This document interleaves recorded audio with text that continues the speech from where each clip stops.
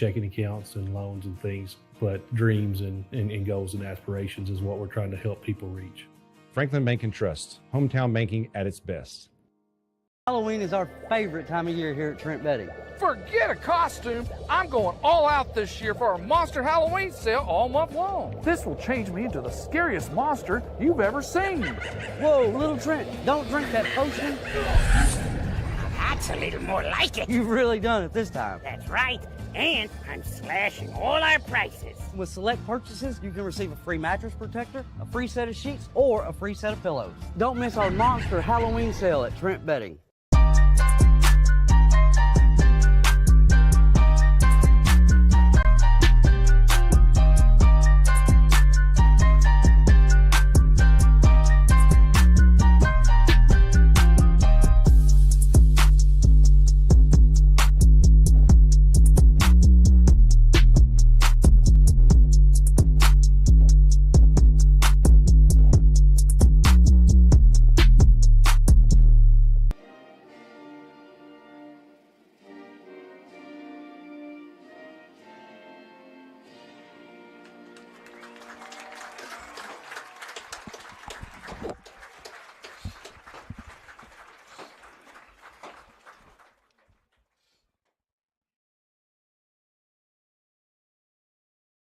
Hey, Mr. Smith, what was that call about last Friday night?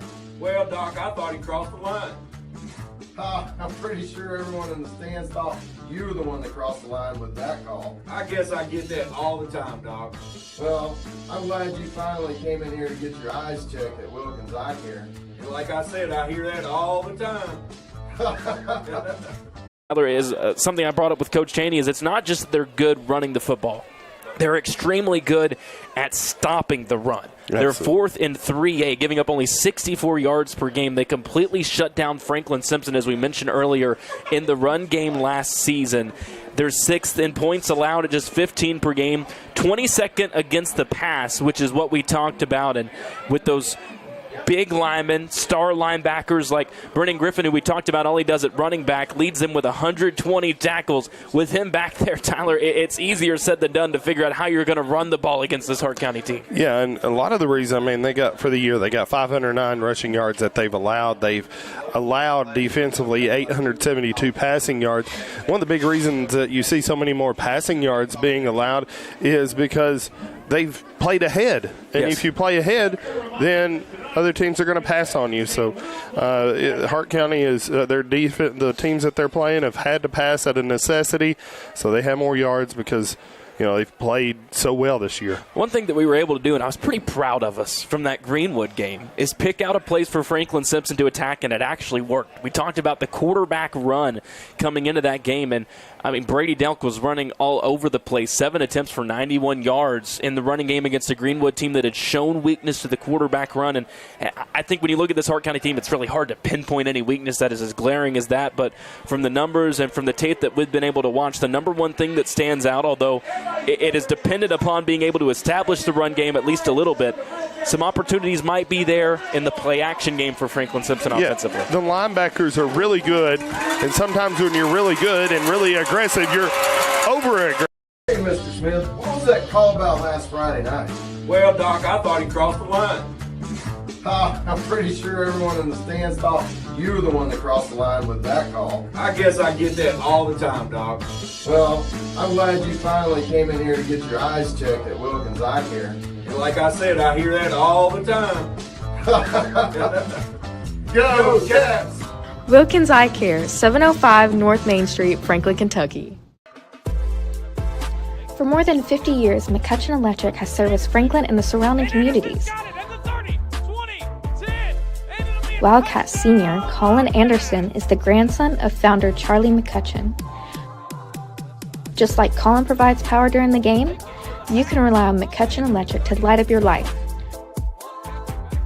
For all your commercial or residential electrical needs, contact McCutcheon Electric.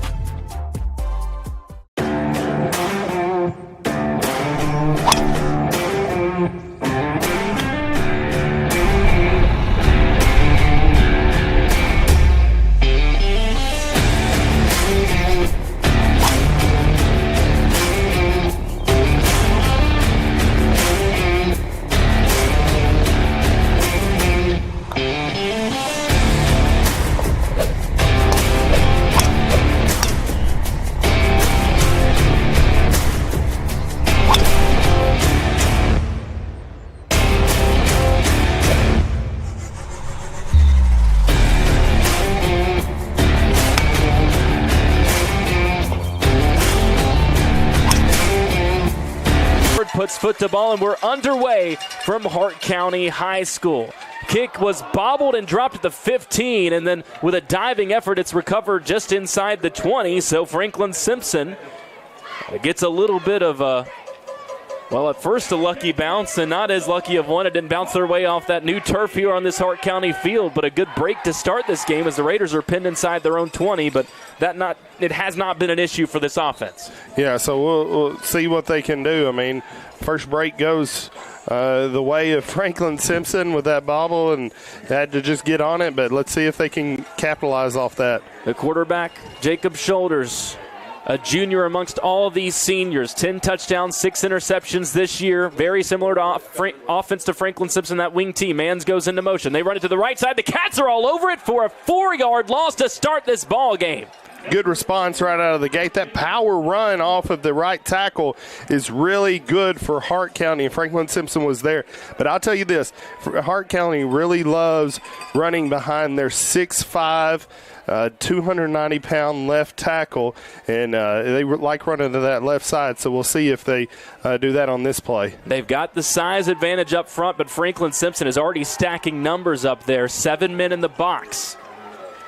And you could practically make it 8 with another flanking out there on the left side. They pitch it to that side. Good cut upfield, 25-30, breaking a tackle and spinning for the first down. Hart County moves the chains in the second and long situation.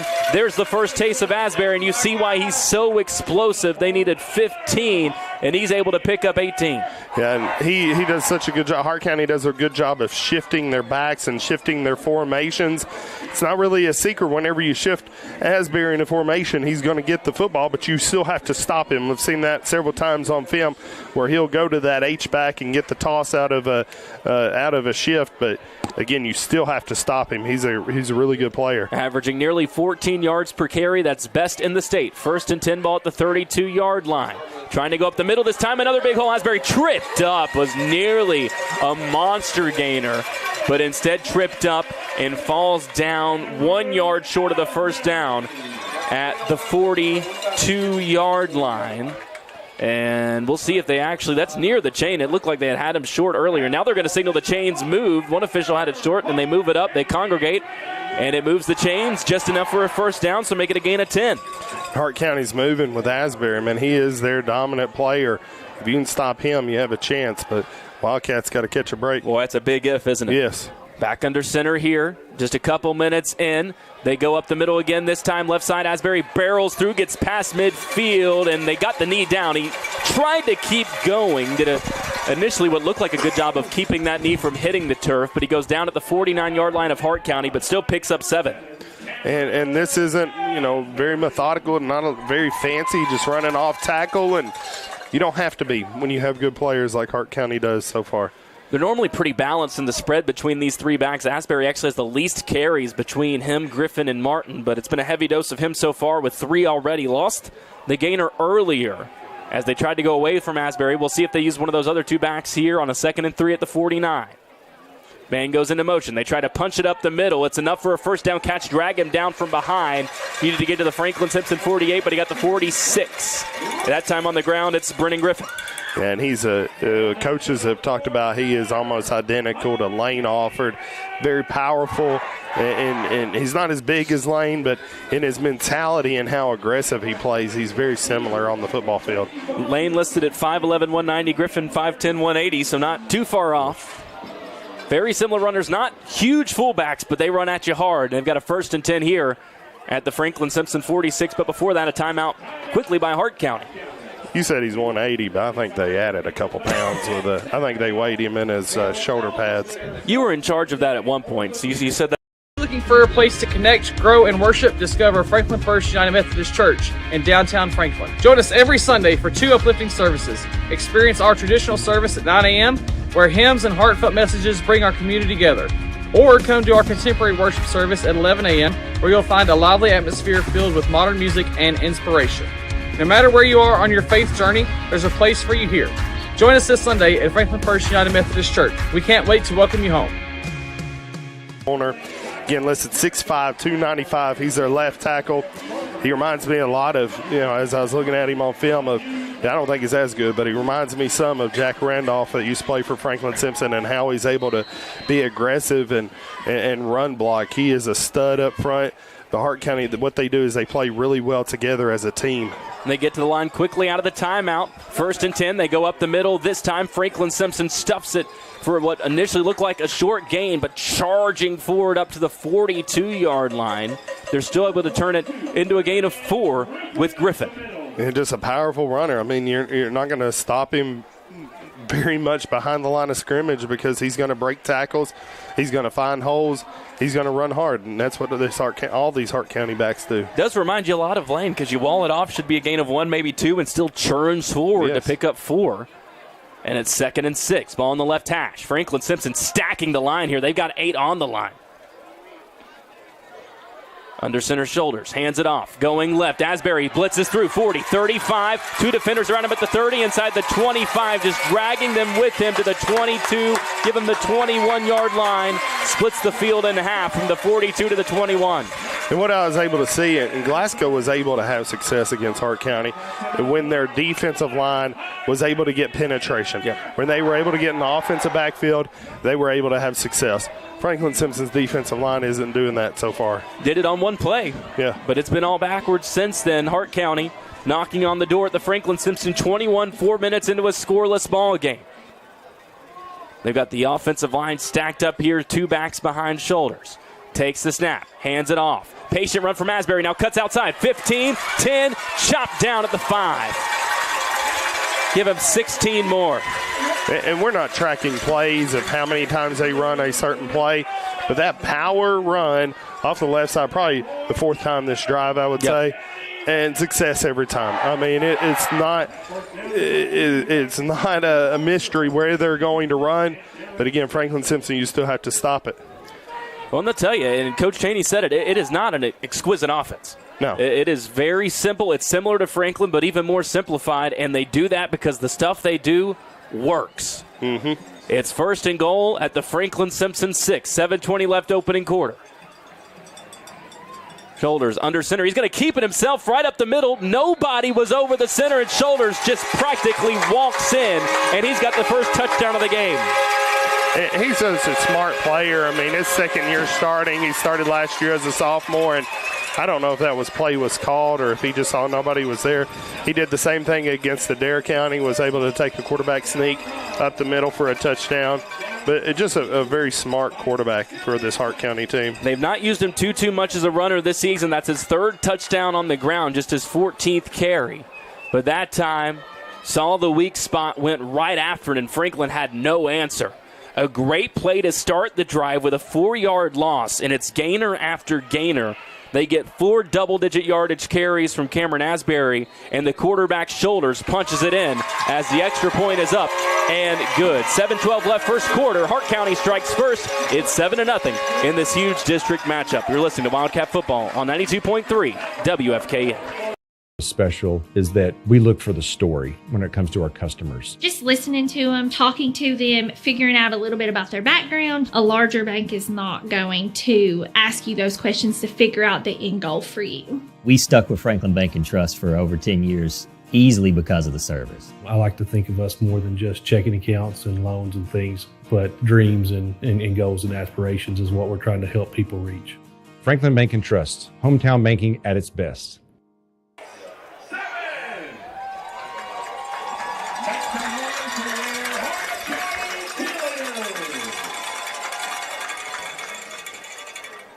Hart County bobbles the kickoff to start the ball game. Start at their own 19. They're pushed back to their own 15 after the opening play, and from there they march in on the ground all the way to start the game with a touchdown against Franklin Simpson.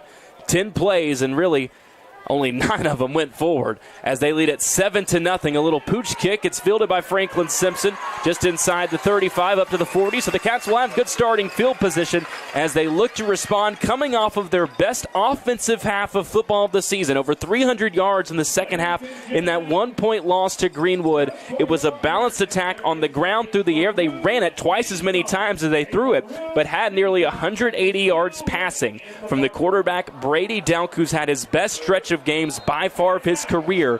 Had the 2 games against Adair and ACS with 4 interceptions combined. Since then, Tyler, 11 for 24, 378 yards, 6 touchdowns, no interceptions over the last 4 games, and he cannot make any mistakes here tonight. Yeah, Brady has to have a big game, and I think he has the ability to as well. Sends Anderson into motion. They go to Alford left side, tripping forward, gets up for 4 yards to the 44-yard line, similar to the run we saw in the last drive from Griffin, where it looked like he was stacked up, was just able to stumble forward, and that's what Lane does best. And that's good to see, because against Greenwood, Lane, I don't know if he had to run that far the whole game. He caught that screen pass and was able to take that, but when it came to running the football, he was not able to have success, so that's a good sign to start the game.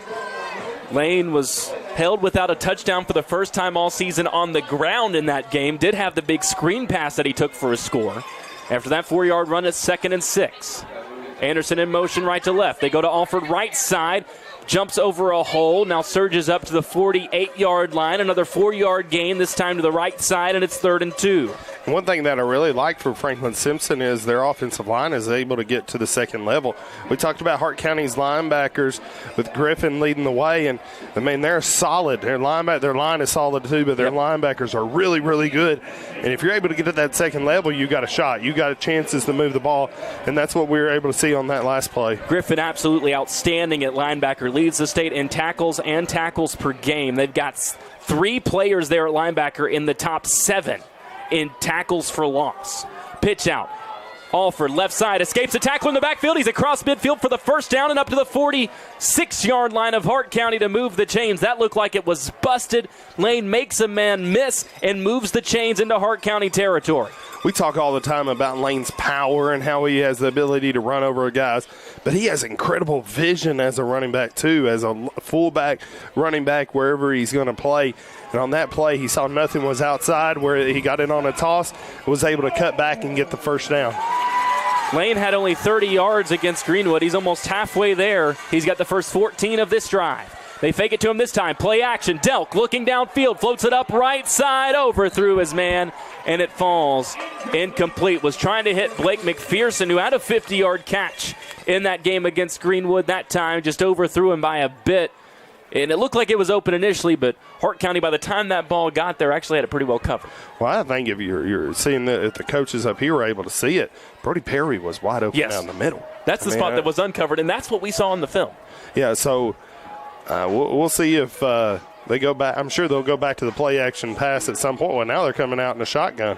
Delk in the gun. He's got one wide receiver split out to the right side. Now Anderson comes into motion for a fake jet sweep. Brady keeps it himself across the 45, gets up to the 42. We'll see if that's where they give him the progress. Looks like it is. Gain of 4, 3rd and 6. And that kind of looked like, I don't know if Brady was reading it, but that kind of looked like an inverted veer where you're reading that outside defensive end. And I think he was blocked, but Brady just pulled it and was able to get some yards upfield. And for the Wildcats in a much better position, 3rd and 6 is much better than 3rd and 10. Had the 91 yards on the ground against Greenwood, picks up 4 there. 3rd and 6, Anderson goes into motion right to left. Hart County jumped, and that'll be 5 free yards. Very good job. Very disciplined. I think it's going to be offsides. It is. It is offsides. And it's really tough when you're defending Franklin Simpson, because when that motion comes in, you don't know if the snap is going to come with the handoff. That time Anderson came into motion, just flew past, and I think they're anticipating the snap and the handoff, and now it's a 3rd and 1. Yeah, it's such a tricky play, and you see movement. You're taught it as a defense lineman. If you see movement, you come off the ball. Well, if a guy goes in motion, it's completely legal. But, you see any movement and you hear a go, I mean, it's a really good play. They flank off for the fullback out to the left. Delk with a keeper of his own. He's got the first down up across the 35 to the 34. Needed 1, he got 3. So there they give Hart County back the same method they got the touchdown on. That one doesn't go for quite as much, but it's enough for the first down. And Franklin Simpson, it hasn't been big explosive plays so far.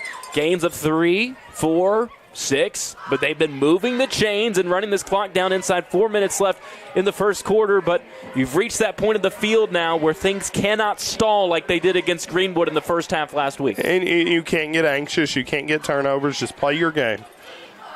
Delk hands it off. McPherson trying to go left, but Hart County had multiple players in the backfield, and that is stacked up for a loss. trying to run that power that Asbury for Hart County has had a lot of success on, but Franklin Simpson doesn't have the same success. But what that does with that play is it sets up a lot of, as we've been talking about, play action passes, a lot of bootlegs off that power. So we'll see if the Wildcats come to that. This time it loses 3 in a very interesting part of the field at the Hart County 37-yard line. You need to get to the 25 for a first down. And now whistle blows, and Hart County jumped off sides again. And that'll be 5 free yards. And Tyler, I'm noticing something that I noticed last week at times. The chains not fully lined up. I know from our vantage point it's not the easiest to tell, but they're not fully stretched down to that 10 yards. So if you're Franklin Simpson, you're actually getting a little bit of a breather there, and maybe about a half-yard less than you would normally need to get for that first down. Is really, it looks only like 9.5 yards between those two. I wouldn't have noticed it, but that's a good eye. That happened last week as well here. So 2nd and 7.5 for Franklin Simpson after the penalty.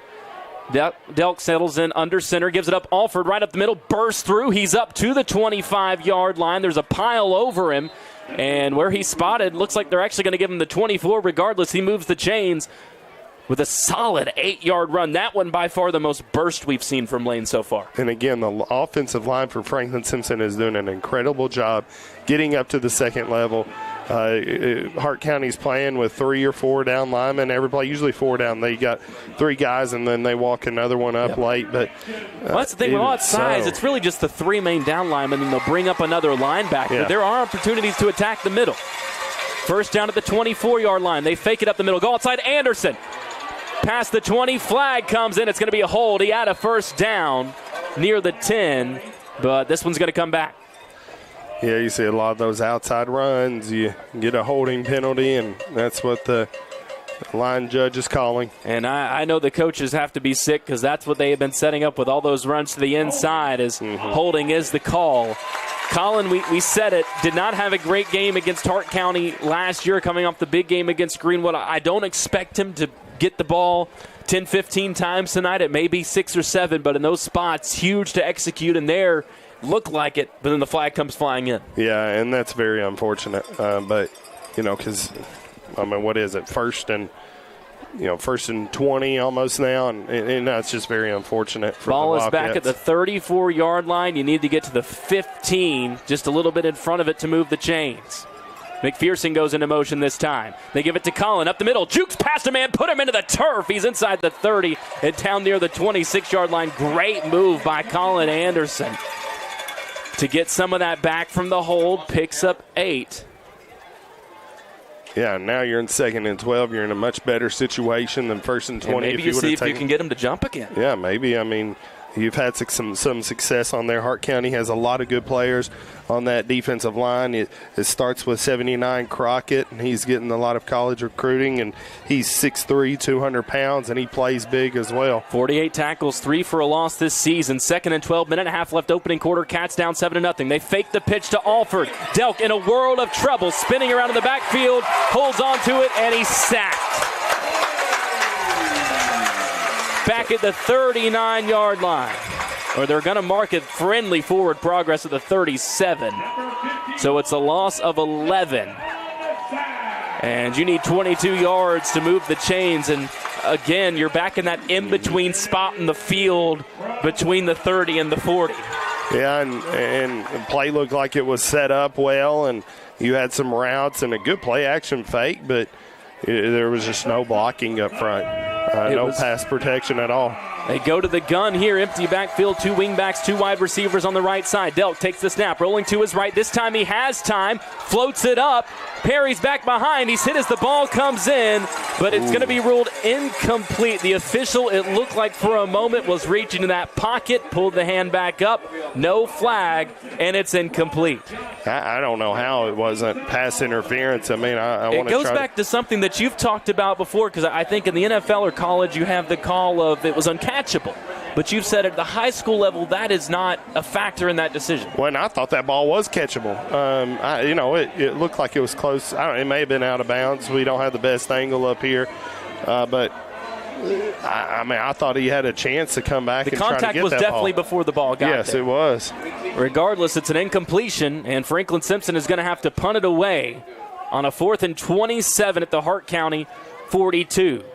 McAllister boots it high. Hart County going to let it bounce. It gave Franklin Simpson a chance. It spins backwards. Did they field it? Got it down. They got it just short of the my. goal line. That ball rolled all the way to the goal line, spun straight back like it was Tiger Woods ripping a wedge into the green, and it stays at the 1. You don't have many replays or highlights for punters, but that was one. Oh, my goodness. I was thinking down the sideline with that catch, it would take a toe tap to catch it. If you've ever seen a football toe tap, my goodness, look where that ball is. Yeah, it that's is maybe the 6 inches off the goal line. Oh, man. Beautiful punt. Beautiful punt. You got one job. He did it well. Well, and now this defense, you got one job, and that's attack. Now, you don't want to leave any holes because we saw Franklin Simpson against Greenwood start at their own 2 and then go all the way down the field. 35 seconds left in the quarter. Hart County taking over at their own 6-inch line. Shoulders under center. They might sneak it out of here again. That's exactly what they're going to do. Presses forward and gets out of that jam up to the 4-yard line. And that's what he's able to do with that big 6'2 frame. Just lean forward, and just by falling, he's going to get you a couple yards. Yeah, and it's Hart County offensive line. I mean, last year, they were in the state semifinals, and I think every one of their offensive linemen is new this year, but they still get off the ball and attack and hit. And I think it goes to coaching and aggressiveness and them playing as a team.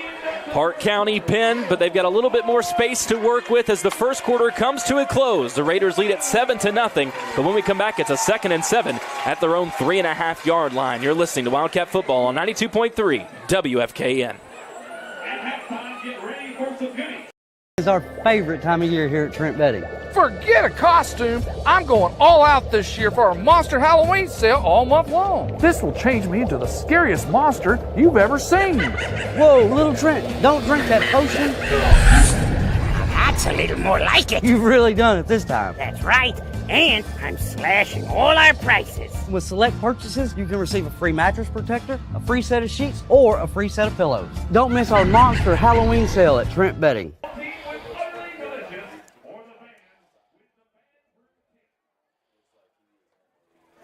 12 minutes.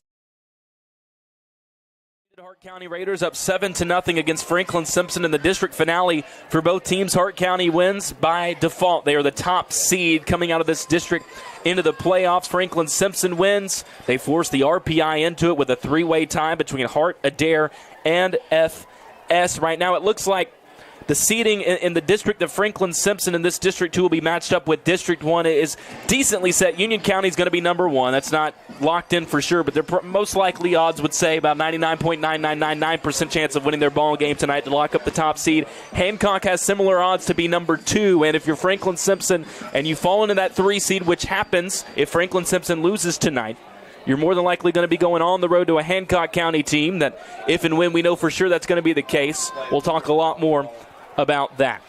Hart County takes over here to start the quarter, 2nd and 7. Down inside their own 4-yard line after the punt that I don't know who's got access to the top 5 punts in Franklin Simpson history. That might be one of them. Run this time to the right side up to about the 9-yard line. Looks like they'll give it the 10 for Brennan Griffin. Picks up 6 and doesn't quite move the chains. They need another half yard to do that. And you just, this point in the field, you just give it to your power backs, and they're able to run up the middle and not go backwards. And now Hart County has some breathing room, but they're going to try to get this first down. Again here, would not be surprised if Shoulders just keeps it himself. 3rd and 1. They move the nose tackle over the center to try and prevent that. Man goes into motion right to left. Shoulders still waiting to take the snap. And now whistles blow, and Hart County takes a timeout.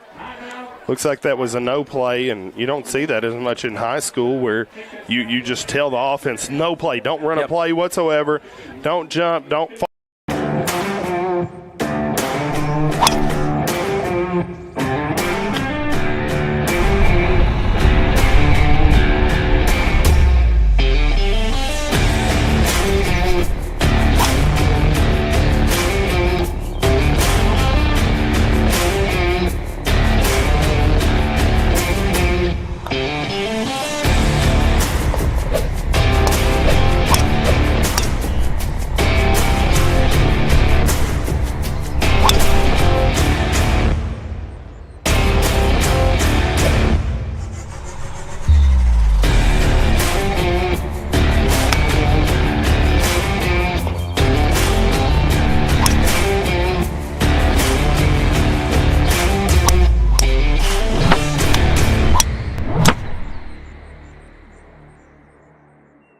know the game. As he steps back under center here on a 3rd and 1. Cats have got that center covered in case of the quarterback sneak. Man goes into motion again. They pitch it out to Asbury on the far side. He's got space. Past the 10, 15, gets past the tackler at the 20, 25, 30, down the sideline. He's tripped up.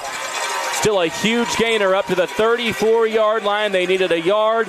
Give them 24 in. I had a sneaking suspicion there that the goal there, with everything crashed inside, was to try and set something up on the outside to get the big play on 3rd and short, and they do. And Asbury is able to get outside, able to get a good run, and Lane Alford makes a shoestring tackle. Gracious. And that may have been a 90-yard touchdown if he didn't. Asbury so far has run the ball 6 times. His shortest run has been 7 yards. The other 5 have been for double-digit yardage. Already 2 for 20-plus. 4 for 15-plus. I mean, for the year, he averages, over 13 yards a carry. So, I mean, he's their back that wants to get a lot of yards on every play. Run to the right side this time. Space, and finally wrapped up is number 21, Christian Martin, who is the 3rd head in that 3-headed monster. First time we've seen him tonight, and he picks up 11 running right up to the 45-yard line of Hart County. Yeah, he's their 3rd leading rusher with 732 yards on the season. Hart County will probably have 3 1,000-yard runners on the season. I mean, it's just one after another. The backs that can run the ball, run hard, they run very identical, and just very aggressive. For reference, like you said, 7:32 coming into this game, 3rd on Hart County. Lane Alford leading Franklin Simpson with 629 yards on the ground. 1st and 10, Hart County at their own 45-yard line. Man goes into motion. It's play action this time. Shoulders going to throw for the first time tonight. Deep ball down the left side into traffic, and it's incomplete between 2 defenders. Was trying to go to his top target in Connor Trent, who has had another fantastic season, was their top man last year. 14 catches this year for 334 yards, 3 touchdowns. Had a good game against Franklin Simpson last season. 3 catches for 40. That time incomplete as they took the deep shot, and we saw him warming up in the pregame. He can throw that ball, especially down the sideline like that. Oh, absolutely, and he has dimes and able to pinpoint it, and, got a great receiver in Trent, but also other guys are able to get in the passing game on this play action. But it was a well-calculated play, but Franklin Simpson was able to respond. 2nd and 10. Asbury goes into motion right to left. They pitch it to him on that left side. Has to bounce outside. Now cuts back at midfield, but he's driven back there. Cats defend that one about as nicely as you can an Asbury run. 5 yards for most people, a pretty big gain for him. That's about a 1/3 of his average. Yeah, and then now it's 3rd and 5, so you're in decent shape for Franklin Simpson. You got to get in a position where you're making sure you're watching that football. I'm sure Hart County is going to go for it on 2 right here. There's a very good chance of it. Be disciplined. Do your job. Don't look for the tricky thing. Just know who your responsibility is. 3rd and 5, ball on the left hash, the nose at midfield. Now the center moves it up right onto that midfield stripe. Man goes into motion. Asbury on the right side. Surging forward. Cuts through the hole past the 45. And actually running at that time was Martin on the pitch. Was able to lower the head, surge forward, and pick up the first down. And that's what happens when you go to the more physical Martin on that toss play. Able to run over a man and get down to the 41-yard line for a 9-yard gain. Yeah, he's a guy you like getting on the power runs off that left side. But he's able to get it on a toss. And if you're not keying on him, and he's able to get a play and able to get a first down. Whistles blow. Timeout taken by Franklin Simpson. 8:41.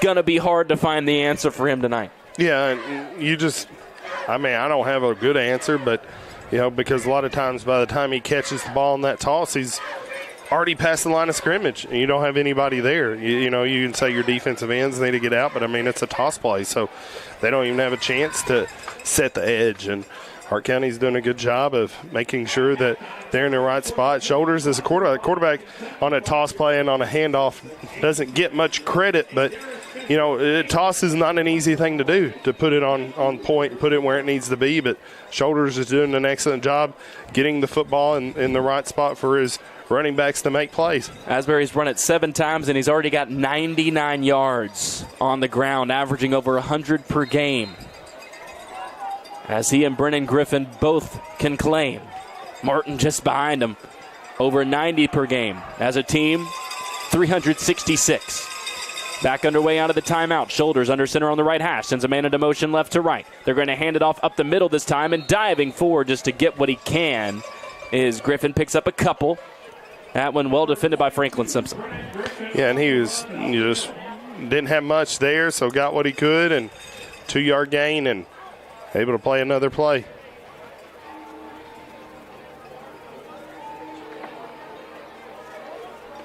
Second and 8, 8:15 left and ticking. The strength so far, really, it's not even just been outside, Tyler. It's really been just anything Asbury inside, outside. Yeah. Similar at times to how we saw Franklin Simpson use Colin Anderson last year, where he would run up between the tackles. It's just hard to bring him down. They go to Asbury here, trying to bounce it out to the left. This time it's wrapped up and dropped. Lane Alford in the backfield to bring that down for a loss back to the original line of scrimmage. And that's one answer to stop it, but Lane Alford there and send him on a blitz on that power run.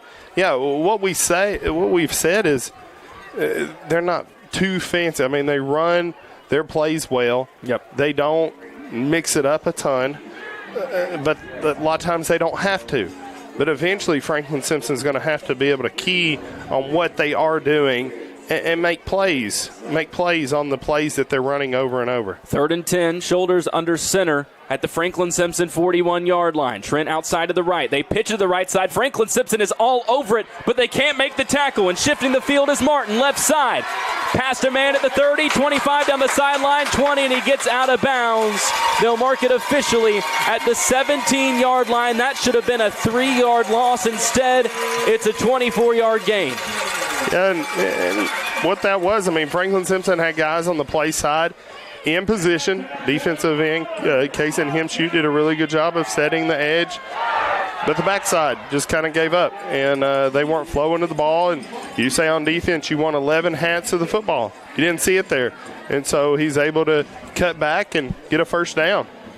6:50 left before halftime. Hart County has had the ball for the entirety of this second quarter. It started with a 2nd and 7 inside their own 4. Now they're at the Franklin Simpson 17 with a first down. Shoulders taking his time, methodically operating this offense. Takes the under center snap, but before he can, whistles blow. And it's a delay of game. He was a little too methodical that time. Yeah. I didn't see it. It's with the official on the field. There's no play clock in the end zone, so that official is way back. I mean, he's 30 yards away from the football, and I mean, it's hard for a quarterback to see him. Kind of blends in with the goalpost too. That's all black, and he's wearing black and white. So, that's some good observation. Well, I don't know if it was the best commentary. I would even call it some quality color commentary in particular. Really lean into the color half. Yeah, I'm talking about colors. It's a 1st and 15 now at the 22-yard line. Out of the backfield, they send Griffin into motion. Fake a toss to him. Throw it across the middle, and it's dropped. Would have been a touchdown. Hit the hands, and it falls incomplete. Was trying to connect with Jake Crump. 2 catches for 70 yards. Both had been touchdowns. That one dropped. Yeah, and the tight end just lining up on that right side, and Brady Delk, the safety, was there, but he ran a really good route, was able to get in that seam. And it was a perfect throw. It was a perfect throw, just dropped it. And so now Franklin Simpson has a chance being here in 2nd and 15. You can't let up. You got to make sure that even if you're not there, even if you're not there to make the play, that you're not stopping and you're trying to get 11 hats to the football. Play-by-play broadcaster for Hart County told me before the game that was one of the issues against Glasgow last week, is this time they do pitch it out to the right side. Asbury across the 20 to the 15. Actually, that is Martin. You can tell because he tried to run over a man as he got to the sideline. Picked up 7 to the 15-yard line, and Makes it third and a lot more manageable.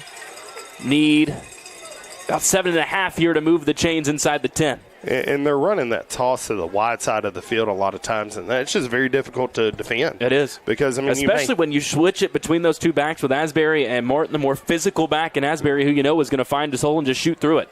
There's just so much space out there. You almost have you have about 35 yards to cover whenever it's on the hash, and you got two guys out there. It's not easy to do. Third, and we'll call it 8. Inside 6 minutes left before halftime. Shoulders, hands it off. Asbury running left, gets past the first tackler, cuts inside the 10. He's inside the 5 and stacked up just short of the goal line. They're going to say the knee. We'll see officially where they spot this. Regardless, it's first and goal around the 3. And that was pretty well defended, but Asbury is just such a quick back and able to make a move, and Franklin Simpson had a defender in the backfield that wasn't able to bring him down. And there are some backs there where coming from the backside, you're going to be able to get there in time to make a play. Asbury, like you said, not just that he's quick, but he's decisive. Yes. First and goal at the 3-yard line. 5:20 left. Hart County leading it already 7-0. Shoulders under center, takes a snap, hands it off, right side, cutting forward and diving into the end zone is the fullback Griffin. Now's the play. Greenwood did that a lot as well, where they had an ineligible tight end on the right side. You had a split end over there and a tight end. It's not, you know where they're going to run the football. It's on that side where you have the ineligible tight end, but still you got to stop it, and Franklin Simpson wasn't able to. For Griffin, it's touchdown number 9 on the season. That ties Martin for the team high.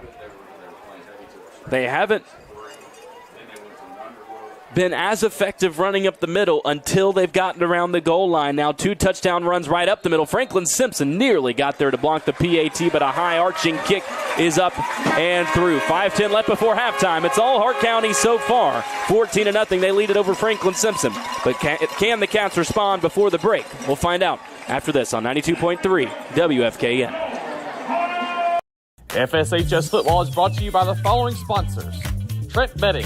If I won't have it in my house, I won't deliver it to yours. McCutcheon Electric for all of your commercial and residential electrical needs. Chandler Beef Co. High quality beef. Franklin First United Methodist Church. To become a sponsor of FSHS Athletics on FS Channel 9, email aaron.talley@simpson.kyschools.us.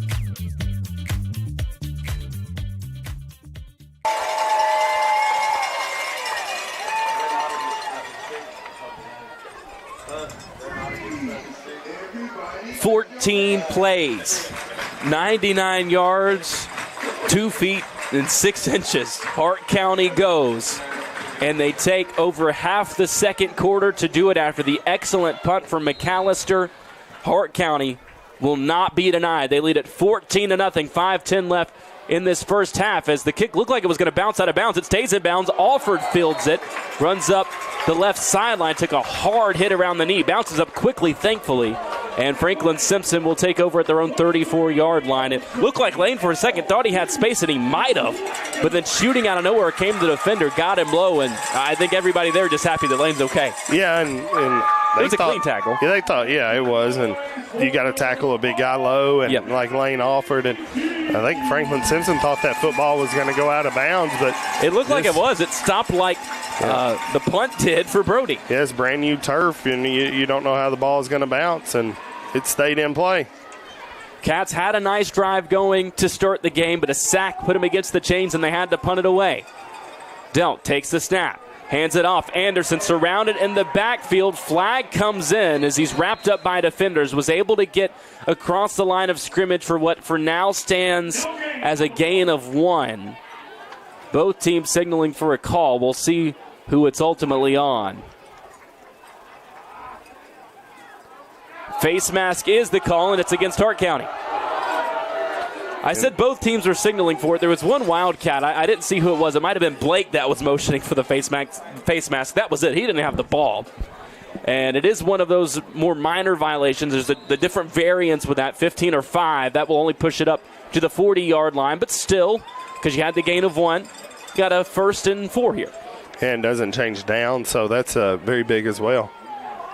They're going to operate out of the gun, and a flag comes in as the snap, and they're going to take it back, right back 5 yards.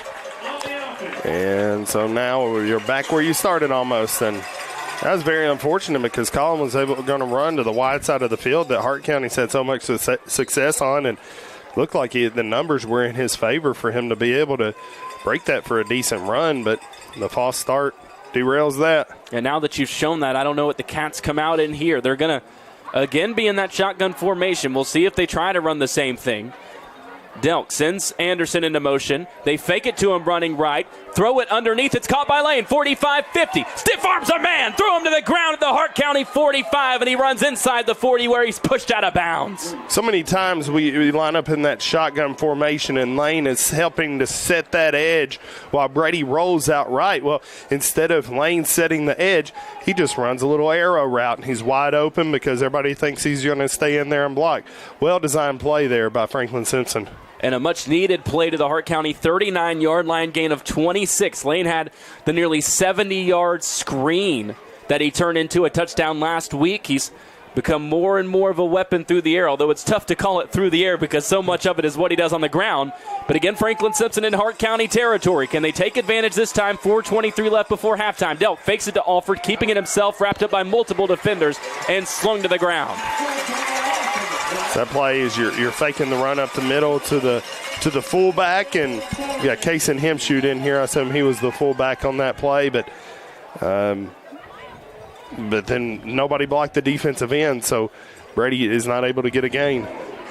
Might see a bit more run in this game for Hemshoot. Had a star game at fullback against Warren Central. And tonight with no Aiden Jones, somebody's going to have to spell Lane, although if it was up to Lane, he'd play every snap. Hemshoot at fullback again. He collides with Delk, who was turning around to hand it off, just gives it to Kaysen, and he's dropped for a loss back at the 42-yard line. So again, the Cats, as they did on their first drive, get into Hart County territory and now moving backwards. Yeah, and just having a backup fullback in there, some miscommunication, and I don't know what play they were trying to run. Looked like Brady was dropping back for a pass, but I didn't see anybody out on a route, so just looked like a totally busted play for Franklin Simpson. Him and Case and Hemshoot ran right into each other, and he just decided to hand it off. Fortunate that exchange didn't go poorly. And now it's 3rd and 12 at the Hart County 42, trailing 14-0. They were down 21-3. Franklin was at halftime against Greenwood last week. Came back to only lose by 1. You would like some points before halftime. Cats do get the ball to start the second half. Shotgun formation, 2 wide receivers right, 1 left. Anderson, double move on the left side. Delk looking to his right, trying to get away from defenders, spins back to his left, being chased. He's wrapped up and dropped back inside the Franklin Simpson 40-yard line. That ball was snapped at the Hart County 42. It's marked at the Franklin Simpson 39 for a loss. A massive loss of 19 yards. Yeah, and Brady just looked like he didn't have anybody in front of him, and the no blocking and trying to make a superhero play, reversing field, but Hart County's and that's a play that a lot of teams you can make if you're Brady Delk, but these Hart County linebackers, man, they're something different. And the D linemen, I mean, they have some speed as well.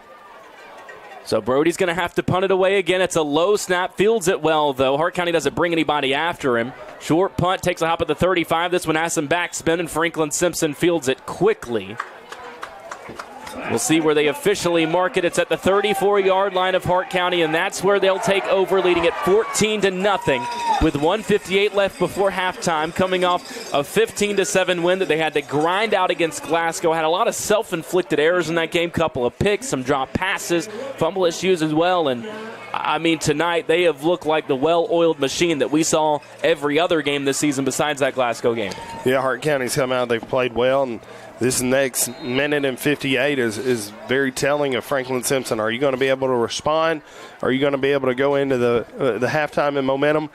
21-0. I mean, you almost overcame a 21-point deficit, but I don't know if you can do it 2 weeks in a row. So this drive is very important for Franklin Simpson. Shoulders in the shotgun here. He's got 2 wide receivers to his right side on the wide side of the field. Takes the snap. He's looking to the right now, flushed out, drops it off underneath. That ball caught just short of the 40, and it's a good tackle. Now they finally blow it dead. They took a while. Wrapped up around the leg was Christian Martin, who got up to the 41-yard line. Short gain, but does get 7 on the pass play. And the clock does keep moving now. Yeah, I don't think that's a play that you want to run. I mean, 7 yards is good if you got a lot of time left on the clock. It was a little fortunate there. I think the clock operator might have thought that he stepped out of bounds. It froze for a second, then resumed. Now it's at 1:35 and ticking left. 2nd and 3 at the 41-yard line. This time rolling left. Shoulders drops it off. He's got a man at the 45, stepping out of bounds at the 50. And they move the chains with a completion. And I was talking to you off the air before the game that Hart County, if we can force them in a situation where they're one-dimensional and they have to pass, I think we got an advantage. But I don't know if their pass rush or their pass protection is that great. But so far on this drive, I mean, Shoulders is having a clean pocket to throw from. He hits Trent for a 10-yard gain into Franklin Simpson territory, officially at the 49-yard line. 1:26 left. Right now the clock stopped because he did get out of bounds. Hart County looking to add to their 14-0 lead. Only have one timeout to work with. Franklin Simpson with 2. And, well, as I mentioned, the timeouts, Hart County is going to go ahead and use that last one. So Hey, Mr. Smith, what was that call about last Friday night? Well, Doc, I thought he crossed the line. I'm pretty sure everyone in the stands thought you were the one that crossed the line with that call. I guess I get that all the time, Doc. Well, I'm glad you finally came in here to get your eyes checked at Wilkins Eye Care. And like I said, I hear that all the time. Go, Cats! Wilkins Eye Care, 705 North Main Street, Franklin, Kentucky. Management and a lot of coaches, and you see a lot more in basketball, whenever their team's not playing well, they call time. You got more in basketball, and you got other times. But in football, I like using them for clock management. But it looks like Hart County's going to use this timeout to get a better play in. Well, last time they called the timeout, it was 3rd and 1 inside their own 10-yard line, and they ran the 24-yard pitch to Asbury, who has had an excellent first half, over 100 yards already. They come out in the shotgun again, 2 wide receivers on the right side. They like to use that wide side of the field with the receivers with the ball on the left hash. Rolling to his right is Shoulders, whips it across his body. It's caught. Again, he goes to Trent, who steps out of bounds on the out route at the 43-yard line. They're actually going to move it back now to the 44, so gains 5 and stops the clock with 1:21 left before halftime.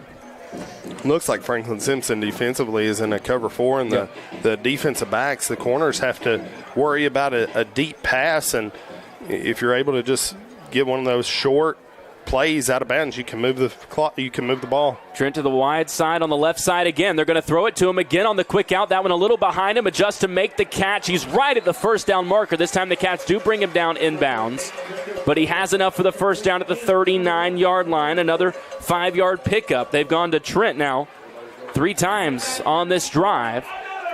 Clock stops while they move the chains. Now it moves with 1:05 left at the 39-yard line. Shoulders rolling to his right. They don't go to the quick outs this time. Shoulders steps up near the line of scrimmage, fakes a pass, and now just steps out of bounds. It was either right behind the line of scrimmage or got right back to it. Well defended that time at all levels by Franklin Simpson, and that time their outs kind of played into that coverage that you talked about. Yeah, and a good smart play by Shoulders, not trying to force anything, just clock management, get out of bounds. It was a little bit of a loss, but at this point you're looking for big plays and you're not worried about a loss or 2. You're worried about time coming off the clock. 56.7 seconds left before halftime. Franklin Simpson trying to keep this Hart County lead at 2 touchdowns, keep it manageable. As the Cats have been able to move the ball on offense, just have not been able to turn it into points. They've stalled in Hart County territory. 1 wide receiver right, 1 left. Shoulders. He's rolling to his right. Lets loose. He's got a man deep. It's caught over the shoulder catch. It's a 40-yard bomb, and Hart County strikes. It's number 6, Rutledge. Kyle Rutledge he connects with for the deep pass. More so plays on defense. That's only his 3rd catch of the year, and his first touchdown. Had 49 receiving yards coming into the game. He got 40 there. It looks just kind of like he got lost in coverage. Franklin Simpson did, and able to get over the top, and Shoulders was able to run out, roll out right, had plenty of time, and put it right on the money. Back-to-back first halves to forget for Franklin Simpson. Granted, still 50 seconds and 2 timeouts left. We'll see if Coach Cheney gambles using that. As the extra point is up, I tell you what, Brady Delk gave everything he had to trying to block that thing. Couldn't quite get a fingertip on it, and it's up and good to make it 21-0. We'll stay here. For more than 50 years, McCutcheon Electric has serviced Franklin and the surrounding communities. Wildcat senior Colin Anderson is the grandson of founder Charlie McCutcheon. Just like Colin provides power during the game, you can rely on McCutcheon Electric to light up your life. For all your commercial or residential electrical needs, contact McCutcheon Electric. Lane returned one up to the 34, another to the 40. Franklin Simpson has had good field position. They've moved it well until for one reason or another, that gear has just been shifted into reverse. Both returners, as Anderson is actually hiding behind Zay Hampton, now reveals himself on that left side. This one's hit really high into the air. It's going to take a hop. Franklin needs to field it. Alford does. 40, 45, skips past a man at the 50, inside the 35 of Hart, 30, down the sideline, 25, dragging defenders to the 21-yard line. It looked for a moment Hart County might have a chance to recover that. Lane gets his hands on it. If he doesn't field it cleanly, Hart does get it. But what does Lane do? Grabs it, shoots out of a cannon. And there's the something you talked about to the Hart County 21-yard line with 43 seconds left before halftime. Yeah, you weren't expecting it to be on the kickoff return. I mean, Lane Alford, whenever you get the football in his hands, no matter where he is on the field, he's going to try to make a play. And he's got the Wildcats in position right here. We'll see how the Cats manage this. 2 timeouts, ball on the left hash. Delk is going to start under center with Alford behind him. Anderson flanked off to the left. They fake it. Delk looking to throw across the middle, and it's picked off. Threw it right into the waiting hands to the linebacker. 30, 35, 40, 45 midfield down the right side. Anderson tries to make the tackle. He can't. Waving for help but not getting it as Griffin as he's wrapped up and dropped inside the Franklin Simpson 20.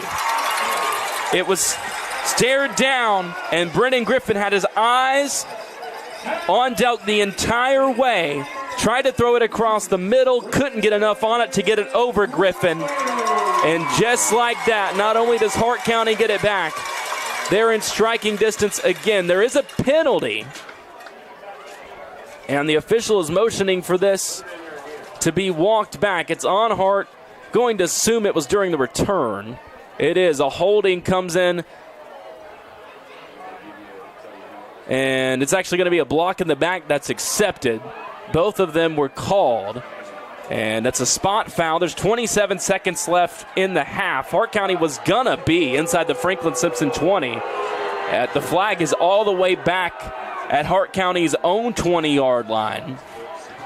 So they'll keep the ball, but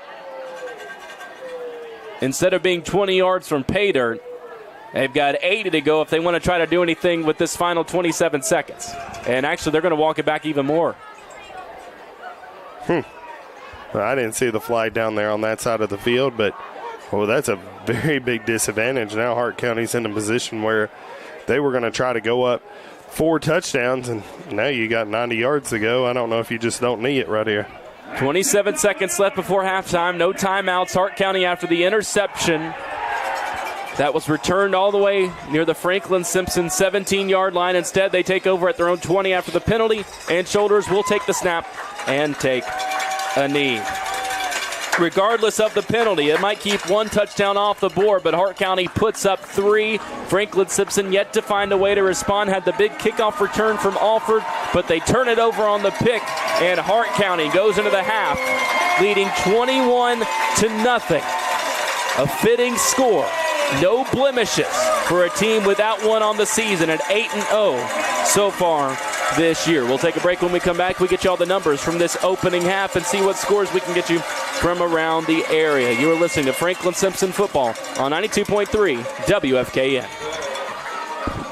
Looking for a place to connect, grow, and worship? Discover Franklin First United Methodist Church in downtown Franklin. Join us every Sunday for 2 uplifting services. Experience our traditional service at 9 a.m., where hymns and heartfelt messages bring our community together.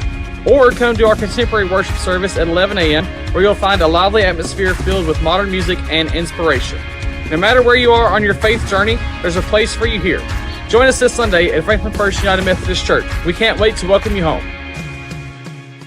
What makes us special is that we look for the story when it comes to our customers. Just listening to them, talking to them, figuring out a little bit about their background. A larger bank is not going to ask you those questions to figure out the end goal for you. We stuck with Franklin Bank and Trust for over 10 years, easily because of the service. I like to think of us more than just checking accounts and loans and things, but dreams and goals and aspirations is what we're trying to help people reach.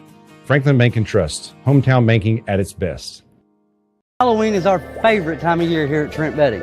Forget a costume. I'm going all out this year for our Monster Halloween sale all month long. This will change me into the scariest monster you've ever seen. Whoa, little Trent, don't drink that potion. That's a little more like it. You've really done it this time. That's right. And I'm slashing all our prices. With select purchases, you can receive a free mattress protector, a free set of sheets, or a free set of pillows. Don't miss our Monster Halloween sale at Trent Bedding.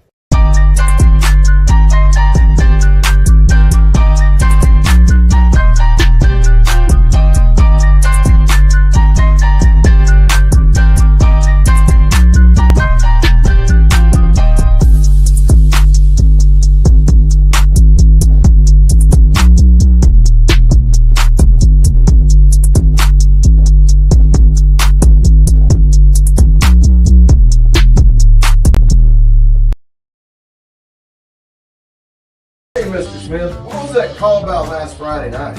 Well, Doc, I thought he crossed the line. I'm pretty sure everyone in the stands thought you were the one that crossed the line with that call. I guess I get that all the time, Doc. Well, I'm glad you finally came in here to get your eyes checked at Wilkins Eye Care. And like I said, I hear that all the time. Go, Cats! Wilkins Eye Care, 705 North Main Street, Franklin, Kentucky. For more than 50 years, McCutcheon Electric has serviced Franklin and the surrounding communities.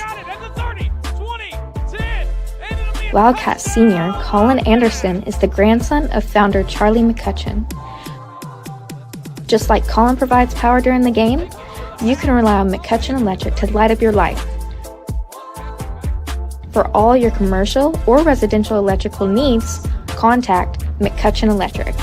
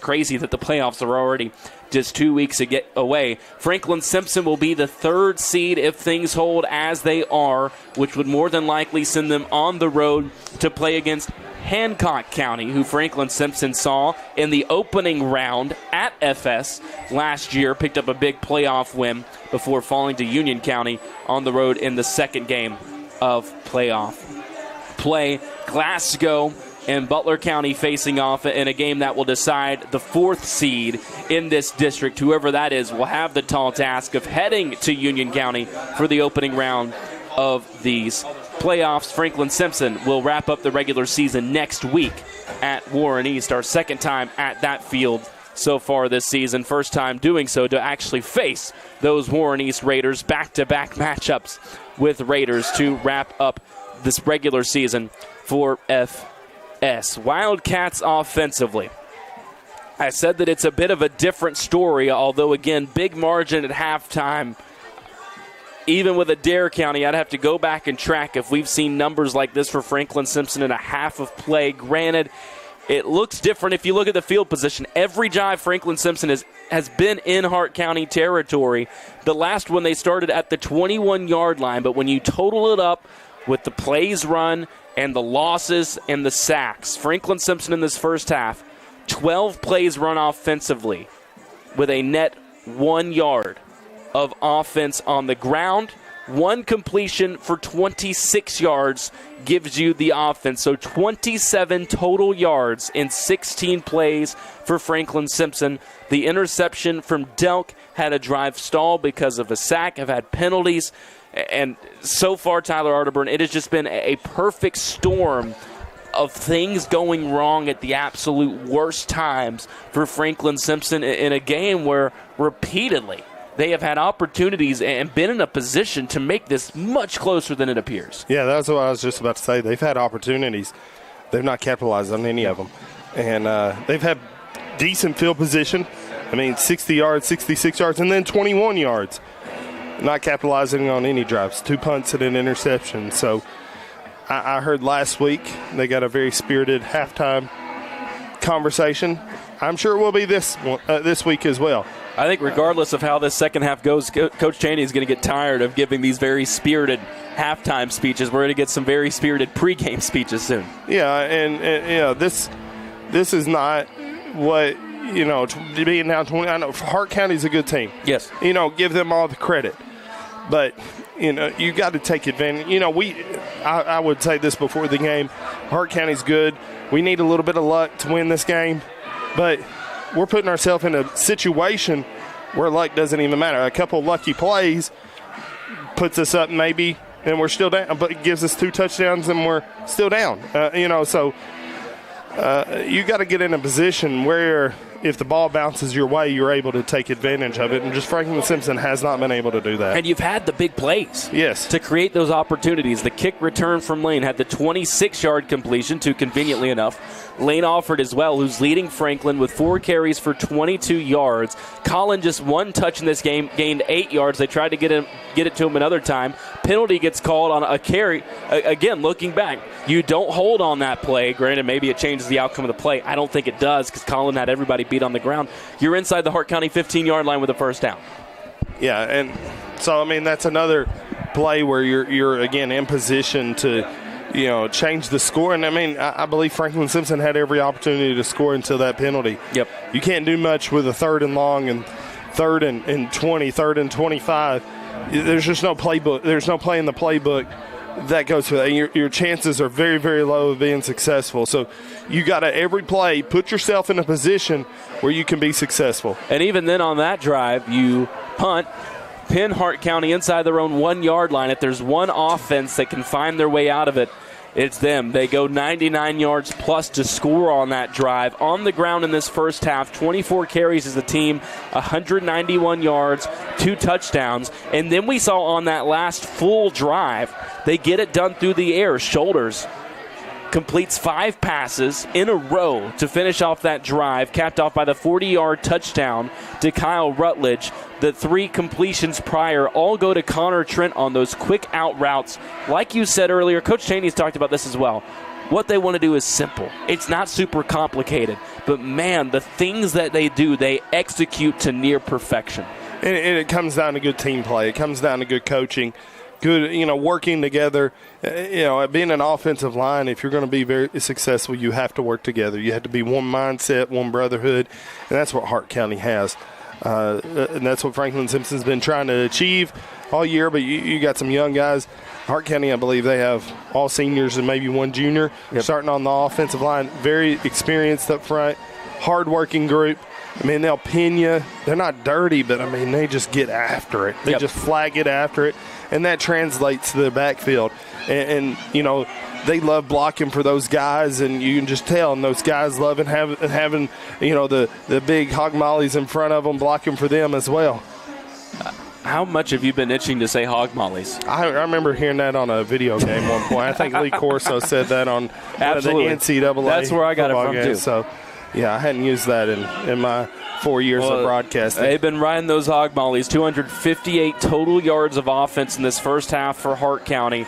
On the other side, as we mentioned, just 27 for Franklin Simpson. It paints a bleak picture, which is fitting. I don't think anybody's going to tell you from the Franklin Simpson side that was a good first half of football, but I mean, there were sparks. We even saw the first run of the game, the Cats come out, force a 5-yard or a 4-yard loss on the opening run for Griffin. Had multiple plays as the game went on to create losses, had chances like you talked about, and I think that's probably going to be the main thing that Coach says at halftime is it does not feel like we should be losing this game by 21 points, but we have done a lot to give them those 21 points. Yeah, not a lot of just one turnover, but I'll be honest with you, I think it was a bad turnover at a bad spot, not to just blame one guy. And the two punts where you get into their field position and are driven backwards almost feel like turnovers. Yeah, they do because, you had opportunities to score. And penalties and bad decisions, just wrecked you. We'll take another break. When we come back, we'll see what scores we have from around the area. Not too much that's going to be impactful. If everything goes status quo, like I mentioned, looks like Union County will ride their way into being the top seed in that District 1. And if Hancock takes care of business, everything stays true as it is here. That will be where Franklin Simpson plays their first playoff game in a couple weeks. But still, a little bit of business to take care of. Franklin Simpson could flip that on its head. We saw it last week, the dramatic comeback to make it a game against Greenwood. Going to be even tougher to do it tonight, but certainly don't rule anything out when it comes to these Wildcats. Our halftime show rolls on after this. Hart County leads at 21-0 over Franklin Simpson. FSHS football is brought to you by the following sponsors. Trent Bedding. If I won't have it in my house, I won't deliver it to yours. McCutcheon Electric for all of your commercial and residential electrical needs. Chandler Beef Co. High quality beef. Franklin First United Methodist Church. To become a sponsor of FSHS Athletics on FS Channel 9, email aaron.talley@simpson.kyschools.us.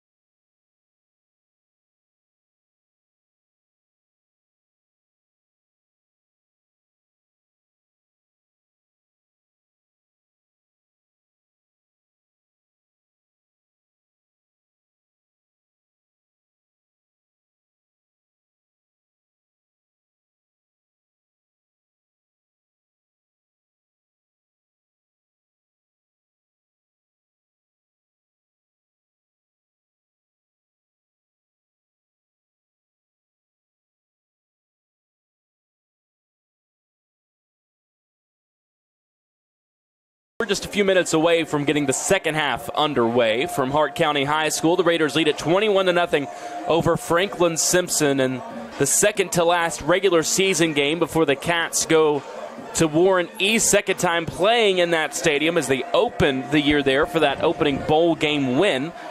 And now they'll return there to face an old district rival, soon to be current district rival, as Franklin Simpson makes the jump back up to 4A. As it stands, trailing 21-0 to Hart County in a game that, as we mentioned, if Franklin Simpson loses, they'll finish 2-2 in district play, be the third seed in this district. They'll go and play the second seed in District 1 in 3A. And we said we figured, Tyler Arterburn, that Hancock County would take care of business and clinch that second seed, and boy, have they done that. Yeah, they're up 35-0 on Hopkins County Central. That's a mouthful. You can say however you want to. It's 35-0. Yeah, it is 35-0. But yeah, Hancock County all the way up on that Ohio River, close to Owensboro. Franklin Simpson could be going there in a couple weeks. So. The only thing I don't like about that is it takes us a little bit out of the way of our Buc-ee's that we've been able to go to already twice this season. If anybody has any connections with Buc-ee's, we'll get a sponsorship. We'll proudly sponsor. If they'd like to sponsor pregame, halftime, postgame, to me, maybe pregame eats. That'd be nice. There you go. Just a meal. That could be a great sponsorship.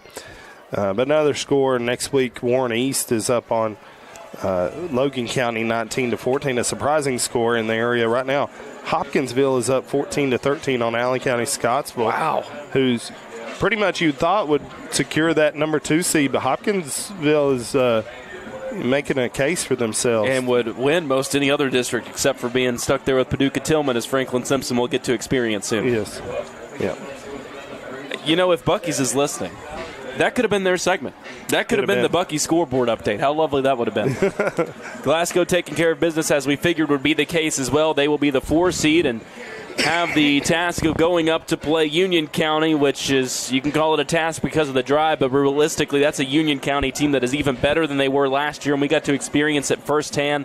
Their star quarterback, Jaron Johnson, while they've got him at running back, quarterback, they're using him in a bunch of different ways. This year it's very similar to Lane Grant for Adair County. Much more dynamic, much more explosive. Union County and Hancock County faced off in a game that we figured might be tight, could be a battle for the top spot in that district, and Union County ran them off the football field. Realistically, and we've talked about this a little bit, your goal is to host a playoff game. You want to be at home and get the best matchup possible. The goal in this district this year, and we knew it from the jump, do not go play Union County in the first round. Yeah, and I do not want to play them there at all. So, that was last year was a very tough environment.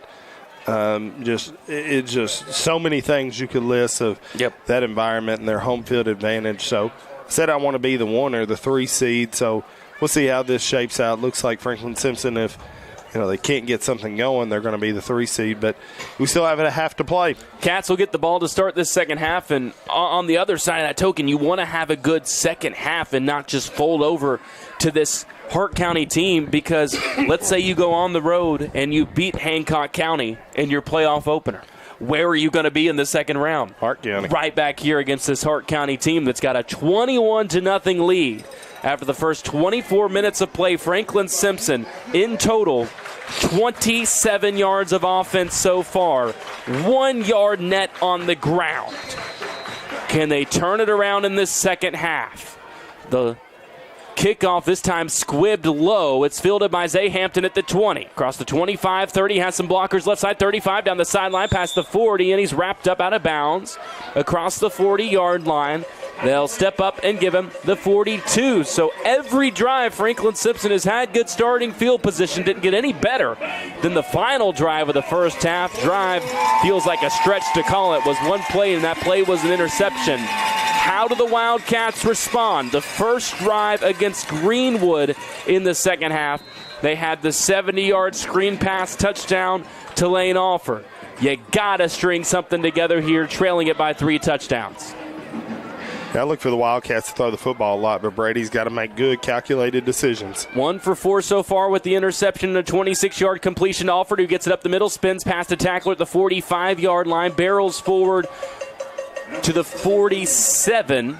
Solid gain on first down. Give him 5. And it's 2nd and 5 from that left hash. And Lane's had a really good game, but, I mean, that's only his 5th carry so far. So, I mean, you got to get him going. You got to get him opportunities on the field where he can get the ball and he can get going. That's what I talked about in the pregame. Lane Alford was not given the ball enough in the first half. Lane now 5 carries for 27 yards. Nobody else has more than Colin Anderson's 8. He gets it running right this time. Gets past an arm tackler across midfield. 45-40 down the right sideline. Bursts down for a big gain. There's that sweep the Cats went to in the first half. Had a penalty to call back a double-digit gain. This time they pick up 15 into Hart County territory. They've been there every drive. Can they finish this time? And I like what I'm seeing on the first 2 plays so far in this second half for Franklin Simpson. Look like they're coming out, and they're showing that they're going to be a second half team. Now, you still got to score, but from the first 2 plays, Franklin Simpson set a good tone. Senior DB Logan Boone was the one to bring Colin down. Feels good to have a defensive back have to make a tackle. Alford right side. Hit hard at the 35, initially bounces off, but he's stacked up as Hart County brings numbers. They swarm the ball. Still a gain of 3 for Lane. The big key, as we've seen, you just got to keep things moving forward. Absolutely, and that's a quick-hitting play, and those quick-hitting plays have worked really well so far in this game. A lot of the play actions on the runs where you're faking to one guy and handing it to the next guy aren't really able to work as well because Hart County's putting guys in position to make tackles, but these quick-hitting plays have worked so far. Delk in the gun this time. Takes the snap, fakes the handoff. He's running to his left on a design keeper. Trying to press forward back to the line of scrimmage. He's wrapped up and dropped, but a flag comes in. Might have gotten up around for a horse collar tackle. We'll see. And that's a tough penalty. Some officials call it, some don't. It's a new penalty. There's not a lot of consistency, but if you're brought down, if your hand's inside the shoulder pads and you're brought down backwards, it should be a penalty every time. And that is what the caller, actually they signaled for a face mask, it looks like. It was really hard to tell. And it's only a 5-yard face mask. It's a 5-yard face mask, so instead of a 15-yard horse collar or even the 15-yard face mask, it's just a 5-yard face mask penalty. It didn't look like to me like it would have been a horse collar, so the face mask makes sense there. And now it's a 2nd and 2. Delk's in the gun again. And keeps it running to his right, looking to pass. Floats one up for Alford, but put too much on it. It was there past the 25-yard line. Tried to put some air under it so he could catch it and run. Lane did his best to lay out and try and catch it, but just about 2 yards too much on that one from Brady, and it's 3rd and 2. And that was another play like where Lane had a catch in the first half where he was there looking like he's going to set that edge for Brady to roll that right and then just faked the block and was able to get out in a route, but Brady threw it a little bit too hard for him to catch. And that's a painful miss because that would have gone for a big gain with Lane out in space. He's in the backfield, flanked off at an angle to the left. Brady gets the snap. He's keeping it himself right up the middle. Needed to get to the 28-yard line, and that's exactly what they give him, and they'll move the chains. Perfect call right there. Get everybody out of the backfield. I think you had trips left, and then the fullback was offset left as well.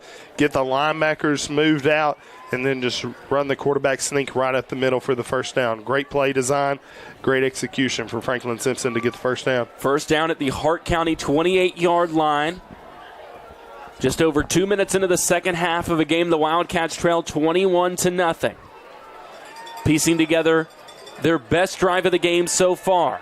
2 wide receivers to the right, one is Anderson in the slot. It's a pitch out to Alford on the right side. Gets past the line of scrimmage, shuffled past a man up to the 27. Looks like they're only going to give him 1 here. Got up to the 26, but I think that knee came down behind him. It did. They only pick up 1 on the toss play, but really trying to get Lane more involved to start this half. Yeah, and well defended by Hart County, but you're not going to get Lane every time, and that's his shortest run of the game, I believe. Yep. And just get him churning and get him working, and I think this game could open up. Lane in there at fullback again. To his left is Anderson. They give it to Lane right up the middle. Surges past the 25, then driven back. Actually, they're going to say he was walled off right at the 25-yard line. So, again, only gets 1. And it's 3rd and 8. And that's only 1, but And it's very unfortunate because I thought the offensive line did a really good job of trying to surge, but Hart County being as dominant as they are and as aggressive as they are, they just made a wall. And they were able to stop all the push that the offensive line had for Franklin Simpson, and just for a short gain. Need to get the ball down to the Hart County 18-yard line. Shotgun formation. Anderson in motion. They fake the handoff to him. Delk in trouble again. Steps up. He's going to run. Cuts past a defender down to the 15-yard line. Cuts back to his right. He's got the first down as he's wrapped up at the 14-yard line. Gained 11 on the ground. It was not a design keeper that time, but that's what we saw a lot in the Russellville game in particular. Just making something happen when under pressure, and there did the opposite of what he did in the first half. Did not move backwards, kept moving forwards. Yeah, and then and on the interception, I mean, he just held the ball way too long. Make a decision and go, and that's what Brady did, and you're able to get a first down. Put your team in a position where you can make a play, and he did it with his feet. Franklin Simpson did not have a run go for double-digit yardage in the first half. They've already got 2 on this drive. 7:40 left third quarter. Delk pitches it out. Anderson left side. Has some blockers. Gets around the edge inside the 10, and he's pushed out of bounds inside the 5. Is that a first down? It will come down to the spot as there's an official behind the play. There was a flag. Again on the outside run, did the Wildcats hold? They did. Second time. And I thought I saw a hold there on the outside, and the guy's trying to seal that edge and, get a little bit of jersey. And sometimes it's a pancake block that looks like a hold, and that could have been it. I mean, you need a replay really to determine it. But would you say that should be one of your 5-yard holds that you've bargained for? Yeah, I mean, every hold should be 5 yards. Holding should be taken out of the game altogether. I mean, as an offensive lineman guy, but I don't think I'm ever going to get that wish. 1st and 20, Delk in the shotgun. Rolling to his right. Had 2 wide receivers that way. Trying to get it to Anderson. Now floats it up, and he caught it, but he was out of bounds. Or no, did they say he caught it? No, he didn't. All right. The official came in at the moment. It looked like he was running in to say he caught it. I don't think Colin was really close to getting a foot down. It was a great catch, but he was out of bounds, and it's incomplete. And that was a great throw to not throw the interception because Hart County had a defender right there in coverage, and they're covering. Whenever it's a passing situation, Hart County does a really good job at covering the pass. It's these play-action passes where the linebackers are coming up that they get themselves in trouble a lot of times. But 2nd and 20, I mean, you almost have to pass, and Hart County's able to get better. It was a good throw. Good catch, just a little bit too late, and he was out of bounds. Back under center for 2nd and 20. Anderson into motion. They fake it to him. Some confusion downfield, but it works out as Delk floats it up. It's caught inside the 10-yard line. And moving the chains. I think it's Killian, isn't it? It's the first time we've seen, and we've been waiting for this, Killian Dobson to be used in the passing game. He gets it down. They're going to mark it at the 7, gain of 17. And what a time to finally get to see Killian used in this passing game as it sets up a 3rd and 3 in what is pretty obvious 4-down territory, down by 21 at the Hart County 7-yard line. You need to get to the 4 for a first down. 3-back set. They give it up the middle to Lane. Pushing forward. It looks like he's got the first down. It'll come down to the spot. The official was up at the 4. Then it looks like he might have dropped back to the 5 as he ran in to spot it. We'll see where they officially put this football. I think they're going to call 4th down. They are. The official started at the 4, then kind of weaved back towards the 5. The back nose of the ball is close to the 5. You need about a couple feet here as Lane only gets 2. So what Hart County's thinking right here, they're thinking, okay, is it quarterback sneak? Is it going on 2? Let's see. I don't think the Wildcats are in position to do either one of those. Let's see what they have drawn up. Delk's going to keep it himself. The Cats are trying to move him forward. The official comes in to spot it. They didn't get it. Franklin did not move that ball from the line of scrimmage. It's walled off for no gain. And Franklin Simpson's most productive drive of the game ends on a turnover on downs. They use up almost half of the third quarter, 6:15 on the clock, 13 plays. No points. Hart County ball, and they lead at 21-0. And probably the most unfortunate thing of all that, I know you want to score, but you got 25% of your second half gone by that drive. I mean, it was a well drawn up drive, and you almost got it, but, I mean, it didn't pay off. You would almost at that point, you wish looking back you might have punted it on the first play of the drive. Handoff up the middle. Cats defend that one well. Going to go for a gain of 3 to Griffin. But, I mean, Hart County's probably in a position right now where, I mean, they're a running team. I mean, there were only, in the first half, there were only 6 drives, 6 possessions. This is what they're built to do. They're probably going to try to milk this clock even now. Even in the third quarter, halfway through the third quarter, they're probably already thinking about, let's milk as much as we can. Shoulders taking his time to get under center. Sends Asbury into motion. Pitches it to him on the left side. Franklin Simpson has it bottled up initially. Asbury presses forward just across the 10. But that is just about the best that we've seen Franklin Simpson defend an Asbury run, as they need to get to the 15-yard line for a first down. That ball spotted just across the 10. He was able to pick up 3. And good defensive drive so far. I mean, just 3rd and 5. I mean, that's 3rd and 4. I mean, that's a position where you feel like you have an opportunity, but Hart County, time after time, has been able to move the chains in this situation. Can the Cats make their first defensive stand of the game? 3rd and about 5.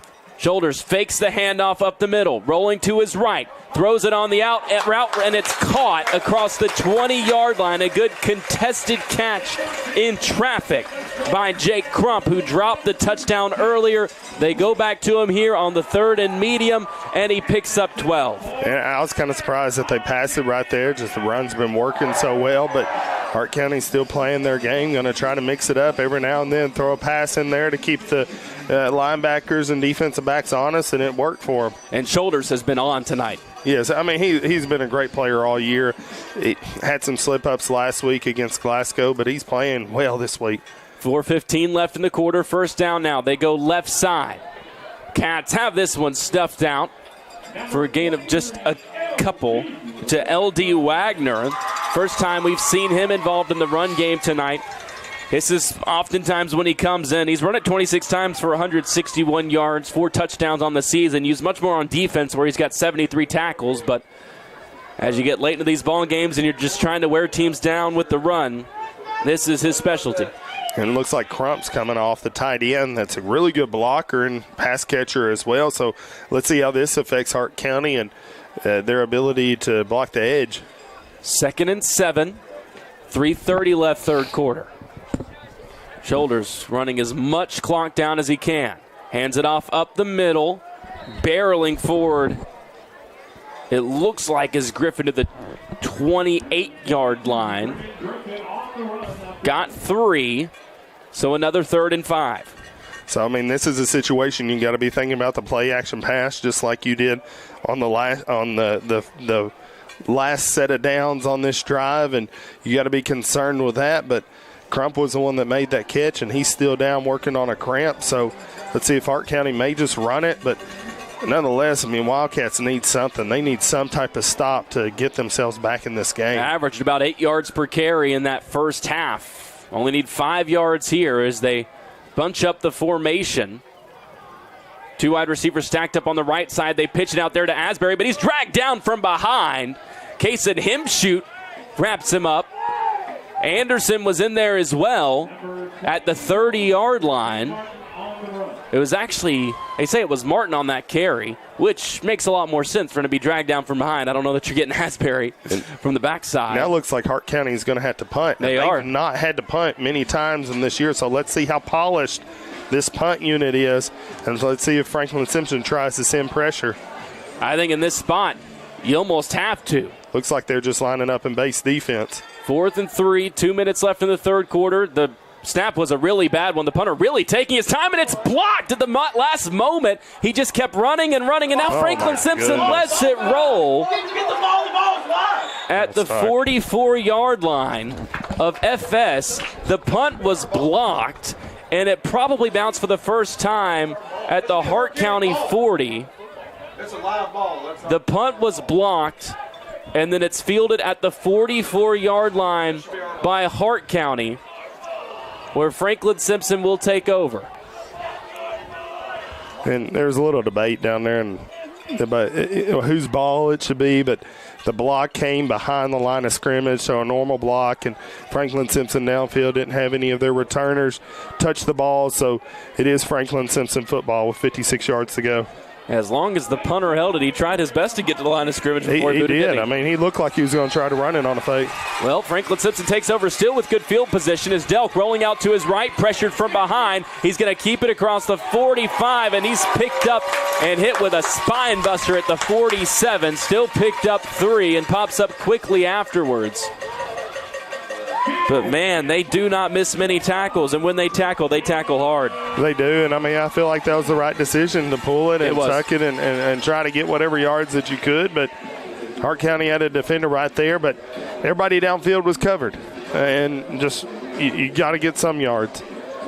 2nd and 7. Franklin now up to their own 47-yard line, a minute left in the quarter, trailing at 21-0. Back under center now. Ball on the right hash. Delk takes the snap, hands it off up the middle, up across midfield to the 49-yard line of Hart County. With the fullback run up the middle with Lane. Sets up another 3rd and short, need a couple to move the chains. Now here's the situation here. I know it's 3rd and short, but you're definitely in 4-down territory. Oh, yeah. So do you take a shot here and you play for it on 4th down? I think you take a shot. I mean, you're down, and you're down 21. The 4th quarter is about to be here. I think this is an opportunity to try to take a shot and get something. Absolutely nothing to lose at this point. Delk is under center with Alford behind him. They fake it to him. Brady's going to keep it himself, running right, cuts past a man. He's hit at the line again. Think he's going to get it with the forward progress, and does. Did a great job with a jump cut from right to left to get forward, evade the defender, and get just enough to get the first down. And I think that was a great play call. And, you know, and against a lot of other teams, Brady'd be taking that for 10, 15 yards with such a good play fake. But Hart County is just so good on defense. It's a quick 3rd quarter, a scoreless one. Franklin Simpson was knocking on the door but could not convert with the turnover on downs. But they've got it again at the Hart County 46-yard line when we come back to get the 4th quarter underway. Hart County leads it 21-0 here on 92.3 WFKN. Special is that we look for the story when it comes to our customers. Just listening to them, talking to them, figuring out a little bit about their background. A larger bank is not going to ask you those questions to figure out the end goal for you. We stuck with Franklin Bank and Trust for over 10 years, easily because of the service. I like to think of us more than just checking accounts and loans and things, but dreams and goals and aspirations is what we're trying to help people reach. Franklin Bank and Trust, hometown banking at its best.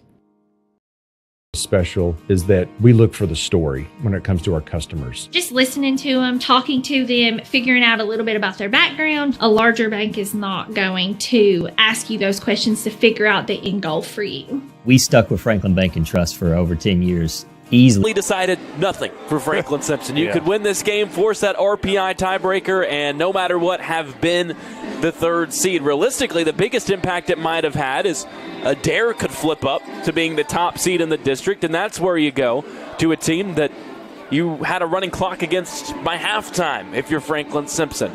Regardless, an important 4th quarter, just as that second half was against Greenwood, to build going into the season finale against Warren East and then into the playoffs, where if you manage to win on the road against Hancock County, you're right back here against Hart.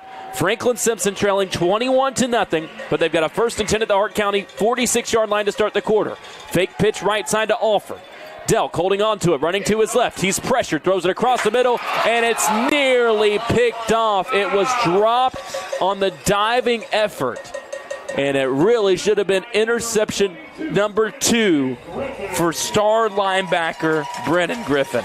And that was the best pass protection I'd seen all game for Franklin Simpson and Crockett, the star defensive end for Hart County, was able to get there in the last minute, but that was after 3 or 4 seconds, plenty of time for Brady to throw the ball. But Hart County's coverage is doing just such a good job. I mean, we talk about their linebackers, we talk about their defensive line in the run game, but the defensive backs are answering the call now. And it really seems like the most success, it's tough in a spot like this if you're going to throw it, may just be trying to attack underneath. Delk fakes it once, tries to give it to Anderson after the fake handoff up the middle. He's hit, they collide, ball comes out. It's recovered by Hart County at the FS 49-yard line.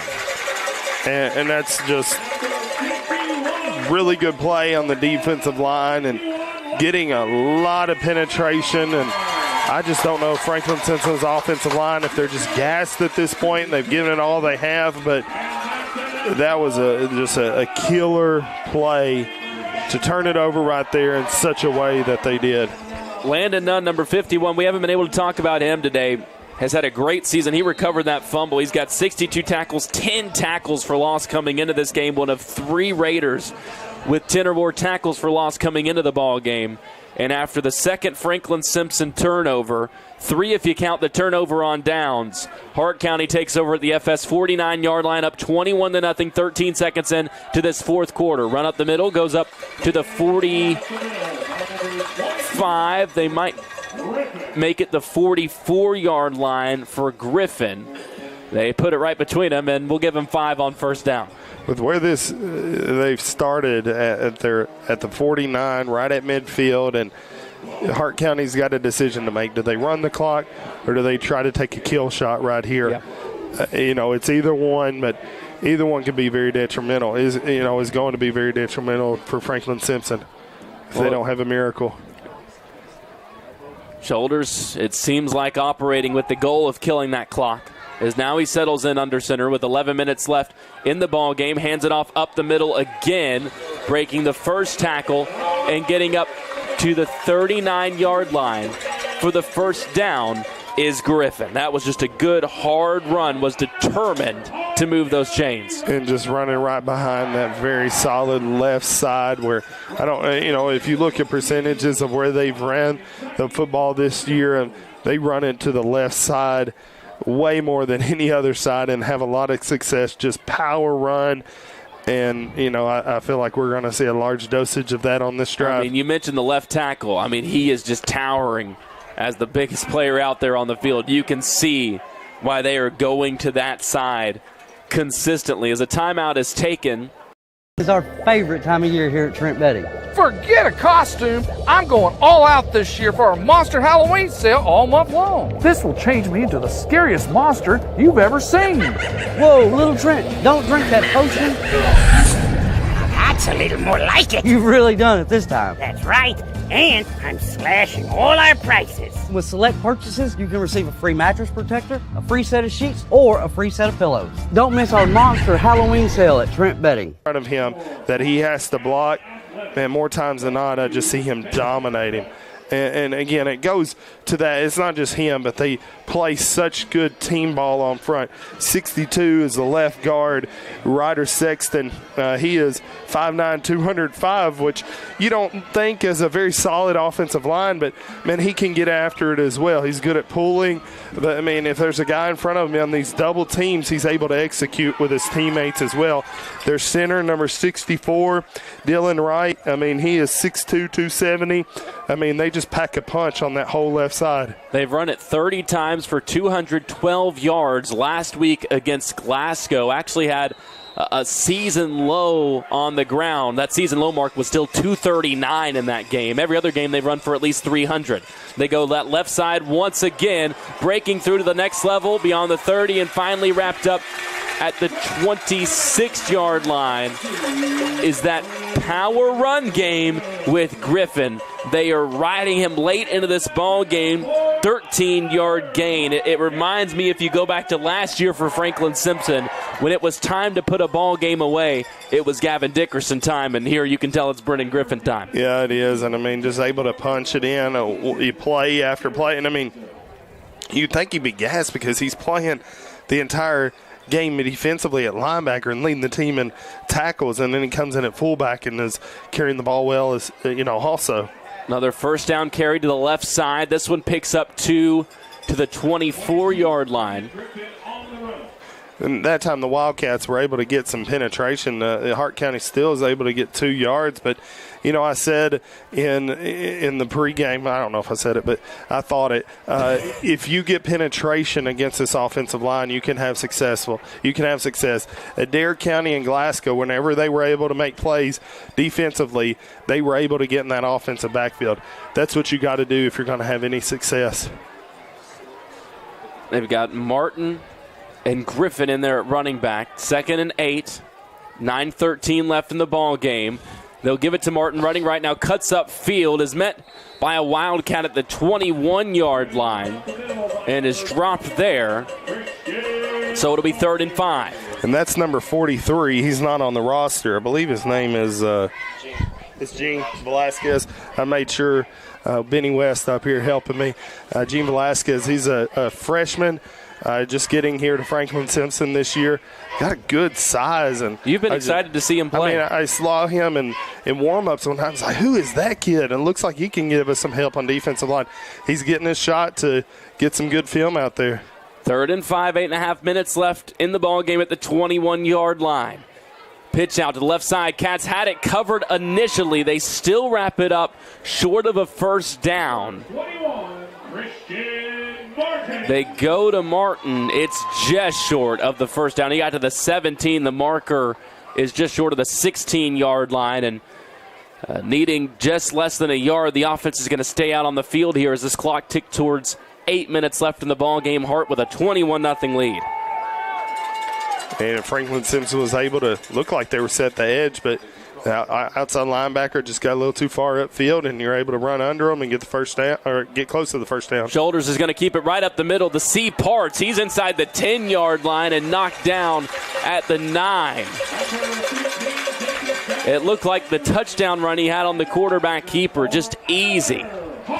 And Shoulders is really good at that quarterback sneak, but Franklin Simpson, didn't even look like they were ready for it. Didn't have anybody hardly over the center. Just had one defensive tackle, and, he's able to, get up and get an easy first down. He's got a touchdown run. Griffin has a touchdown run. Shoulders also with the 40-yard touchdown pass to Rutledge earlier. It's a 1st and goal at the 9-yard line. Shoulders takes the left hash snap. He's looking to throw. Trent all alone in the back left corner of the end zone. Wide open. There's the kill shot. There it is. And, you think passing it this late and in the game is unsportsmanlike, but, they ran it 7 times and a solid 7 times, and you're down close to the end zone. What are you going to do? Franklin Simpson's going to load the box, and you got a good player like Trent that – has been blocking his heart out, and you want to get him a touchdown as well.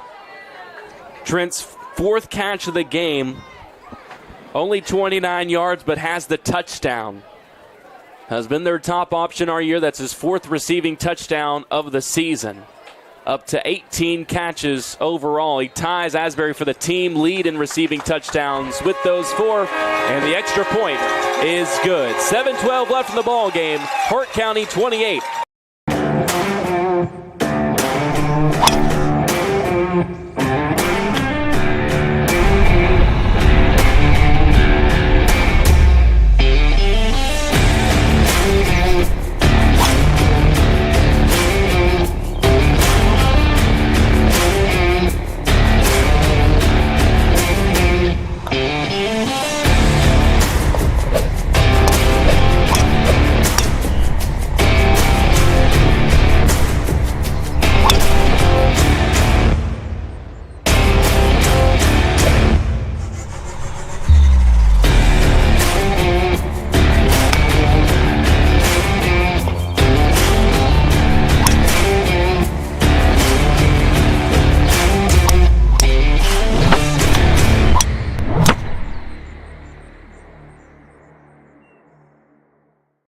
They've been up over 40. I'm tired of excuses. In most of their get them pushed, get them arms ready.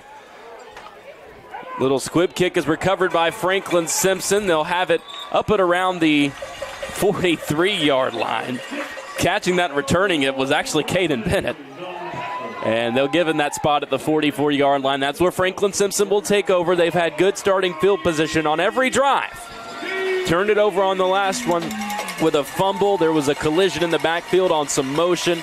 Looked like maybe some miscommunication. They had the interception earlier, and really the dagger, the turnover on downs after that long extended drive to start this second half, got stacked up at the Hart County 5-yard line and still scoreless.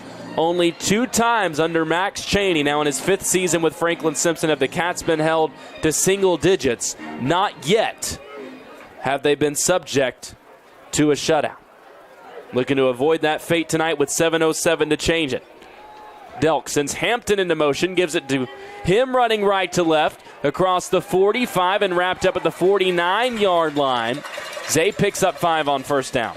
Good run by Zay, but, kind of wonder why. He's usually a guy that comes in to spell some guys, and I don't know if Coach Chaney's just trying to throw it in. I mean, he's still got the starting offensive line, still got Brady Delk out there. He's got Kaysen in there in fullback, so maybe trying to rotate some guys in. He tries to spell some guys. I don't know if there's injuries or if there's what's going on, but you want to see if these young guys can step up and give them a chance. He'll tell you a lot of these guys may not be injured, but with so many guys going both ways and so many of them young, with only 4 seniors that you see out there on the field, I don't think the worst idea to rest some guys in this game. 6:15 left now. Ball at the 49-yard line. Hampton goes into motion again. They try to give it to him. Shooting. He's stacked up and dropped for a loss at the 48-yard line. And just you got some different backs in there, but the line's the same, but really no excuse for that. I mean, just letting guys through. I know you want to get that quick hitter, but this isn't a game where you're not necessarily playing to win this game at this point. You're playing for next week. You're playing to keep everybody safe. You're playing to avoid injuries. I mean, you got to get something. You got to get some type of momentum, something that you can build off going into next week in the playoffs. Brody Perry out wide to the right side. Anderson goes into motion, gets it running right, bounces outside at midfield, 45, and he's got the first down as he's dragged down just short. And they're actually going to give him the 42-yard line. Initially it was spotted at the 43. They walk it up to the 42, and enough for the first down regardless, and picks up 10 on the ground. Yeah, I like what I see from Colin right there. Has every reason to take himself out of the game at this point if he wanted to, but he's such a competitor. He's still playing and still playing hard, even down 28-0. And Colin's got every reason in the world to be frustrated. Yeah. Only 3 carries in this game officially for 33 yards, but had 2 big ones wiped out by penalties down around the red zone. Hampton goes into motion here. Shotgun snap. Delk is going to keep it himself, and he is dropped for a loss. They drive him back. He's going to get forward progress to the 44-yard line, so only loses 2, but had 3 Raiders all over him back at midfield. That looked like that inverted veer, but I don't think Brady's reading it. If he was, he would have given the ball right there. But, I don't know if it was the best fake or whatever it was, but that was not a successful play for Franklin Simpson. 2nd and 12. And if you're Franklin Simpson, if the entirety of the game, all your plays just happen in your own territory, this offense will be having a great game. It's just been whenever they've gotten into Hart County territory, that's when things have stalled. Back in the shotgun. Brady fakes the handoff off the motion. He's looking to throw it deep. Wide open downfield is Perry. He's got it inside the 10, 5, touchdown Wildcats. And that's what Franklin Simpson needed. That's the momentum that they needed. Great plate fake by Brady, and he just kind of got lost in coverage. Is there a flag? There's a flag. So I'm going to write it on the score sheet. And then as sadly as it's wiped off the board, we're going to cross it out. Now Hart County is actually walking down like the touchdown's going to stand. The flag is down at the 49-yard line. It's against the defense. It does not matter. I think they just wanted to stall our happiness. And that's rude. Oh yeah, that's very rude. I don't appreciate that very much. But let us have this one.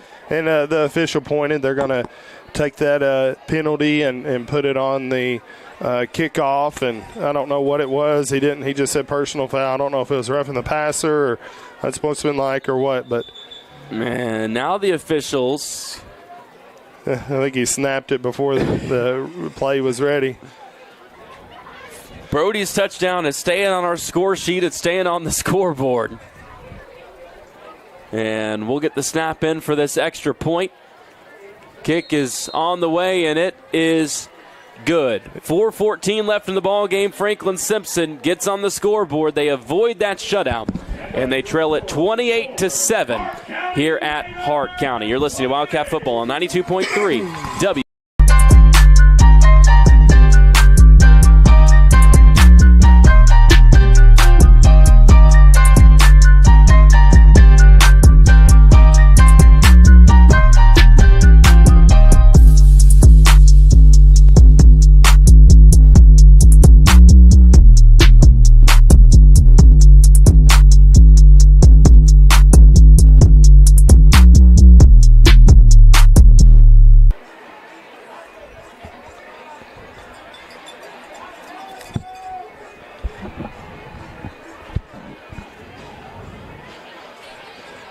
First touchdown catch of the season for Brody Perry. He's been due one, second leading receiver on this team, nearing 200 yards on the year. 44-yard connection from him and Brady Delk to put the Wildcats on the board. They trail it 28-7, 4:14 left, and looks like here Hart County fully expecting an onside kick from the Cats. McAllister steps up. He's going to boots it downfield.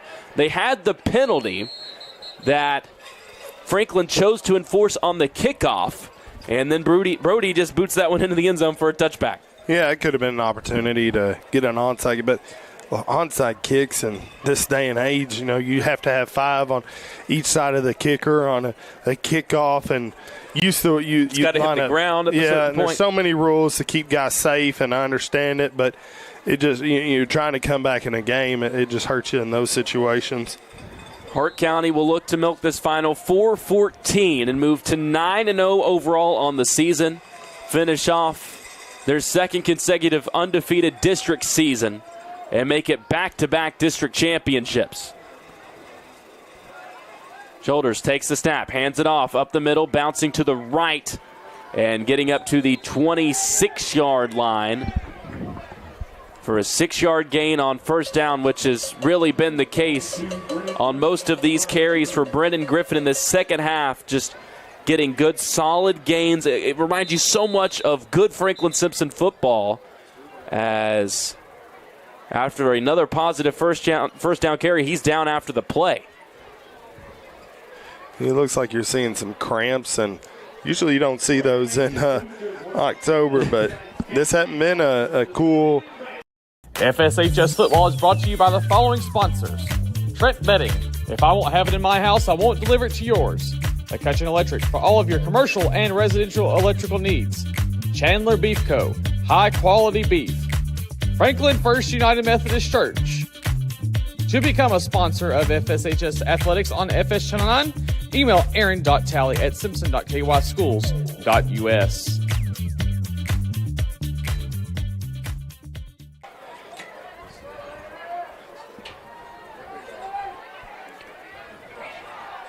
Shoulders under center again as we get back underway. Hands it off, another carry up the middle. This one stacked up, driving forward just short of the 30. It's actually pretty close to the 30. That time for Gage Owens, another hard physical runner for this Hart County team. 16 carries, 242 yards coming into this one for the sophomore with 3 touchdowns. And Tyler, they actually gave him just enough for the first down at the 30. And able to move that clock, which is Hart County's primary goal. They get set with 3:15 left in the ball game. Another handoff up the middle. That's going to be probably what we see the rest of the way. As again, it's Owens, and he picks up 4. And yeah, you got Griffin down on the sideline. He's got his helmet off. He looks like he's probably going to try to want to come in. I don't know if he will, but it's just kind of scary as well to see so many young guys for Hart County. It looks like they got a new quarterback in the game as well in Logan Boone to spell shoulders. 2:45 left and ticking. Can pretty much run this out with another first down. Handoff going to the right side. They've think going to get the first down. They do as Owens surges up again. And that should do it. So I think Hart County, all they have to do, I think, is take a knee. They may try to get another first down, but yeah, not much left to do. They are going to continue to run the offense for now. Ball at the 40-yard line, their own 40. Handoff going left this time and breaking free across midfield. 45, tackled just short of the Franklin Simpson 40-yard line is Owens. They just attacked Franklin Simpson in the second half over and over again up the middle. That one goes for 18, and if it is the final offensive play they run, boy, a fitting one. I think they're still going to try to run the play. Might as well. I don't think it's dirty, but they've pulled the starters. I mean, there's a lot of coaches that you get it in 2 minutes. It's hard to tell time. Owens gets it this time. Franklin Simpson all over it. Stacked up and dropped just short of the 40-yard line. And good to see 43 in there again making a play. Yeah, and you know, he's going to be somebody that Franklin Simpson may be able to play and get in. I mean, you've got Aiden Jones that's out on the defensive line. You've got some other guys that have had injuries, and you need some guys where you can rotate in there so you're not playing the same guys the whole game. 2nd and 8, 1:15 left. Whistle blows, flags come in. As there was motion before the snap. It'll be 2nd and 13 now, 1:14 left in the ball game. 28-7, Hart County leads it, and for all the questions we had coming into the season, to see it firsthand, this team really impressive, and they warrant all the love they've gotten from various rankings. Everything that you've heard about them is here. They will kneel it as we tick inside a minute left in the ball game. When you look at 3A, obviously, Cal is your top team. You expect them to be the top dog. We know it. But you're going to be hard-pressed when you look outside of Cal and you're looking at teams with a chance to get to Lexington. You're going to be hard-pressed to find anybody better than this Hart County team. And they're good. I mean, yeah, hopefully Franklin Simpson can get another shot at them, and it'd be up here if they do. But, you know, I believe that they've shown vulnerability in the past in some games. Against Glasgow. They did against Glasgow. Some plays against Adair, but not this one. Playing a complete game, playing a solid game, did Hart County. And maybe if you're Franklin Simpson, unfortunate to be on the other side of that wake-up call that they might have gotten against Glasgow, a game that they didn't take the lead in until inside the final minutes. Yeah. And tonight, just a machine.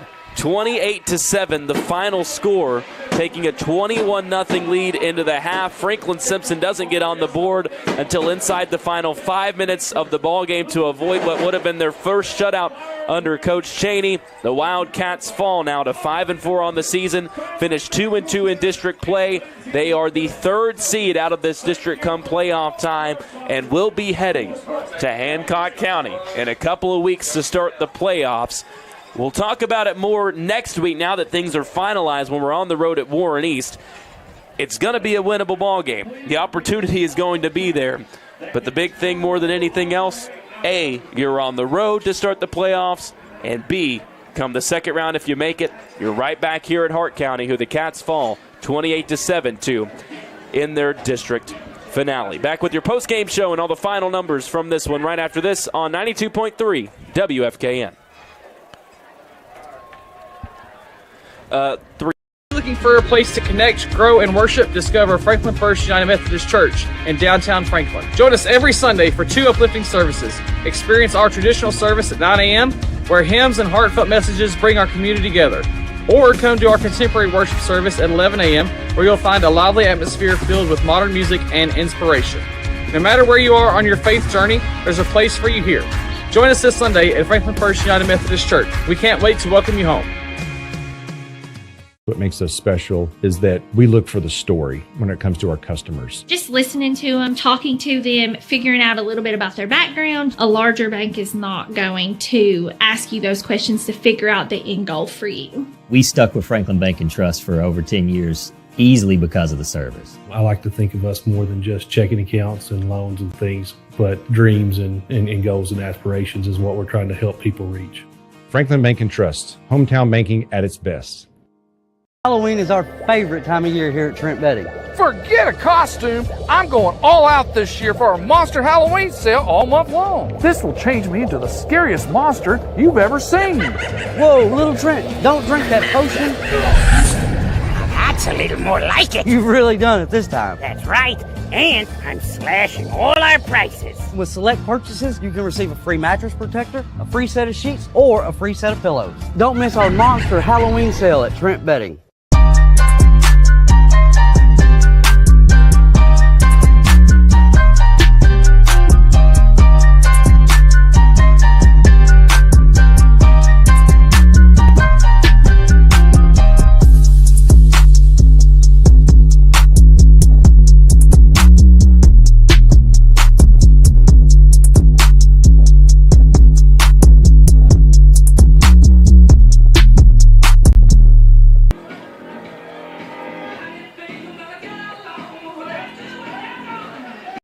FSHS football is brought to you by the following sponsors: Trent Bedding. If I won't have it in my house, I won't deliver it to yours. McCutcheon Electric for all of your commercial and residential electrical needs. Chandler Beef Co. High quality beef. Franklin First United Methodist Church. To become a sponsor of FSHS Athletics on FS Channel 9, email aaron.talley@simpson.kyschools.us.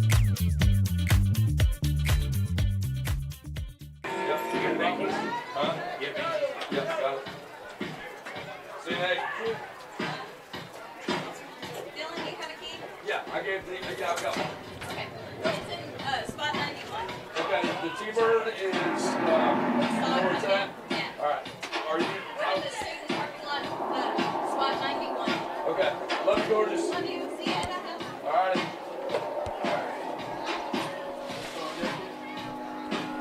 Yeah.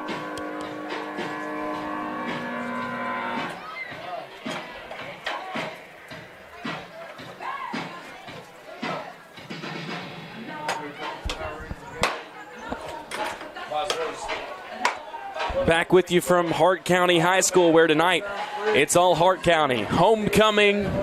We had people flying in with the flag and the game ball. We've had fireworks, all the festivities. They just took over the Gatorade for a bath for Coach Chad Griffin, who, my goodness, in his 9th year, what a job here he has done at Hart County, a team that before last year, Tyler Arterburn, had not won a district championship in their history, and now they've won back-to-back, not just winning the district back-to-back seasons, undefeated back-to-back regular season and district slates overall. This team now has won 21 straight regular season games. Yeah, and it used to Hart County be a team. Okay, they played hard, they worked hard, but they didn't win a lot.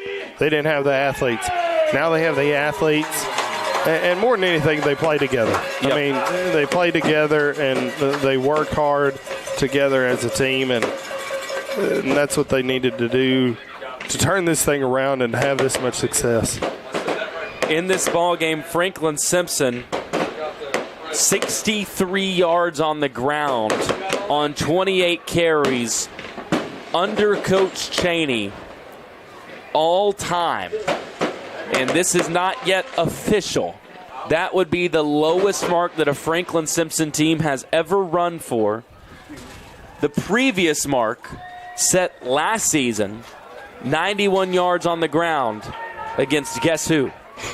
Hart County. Completely different team. So many new players in.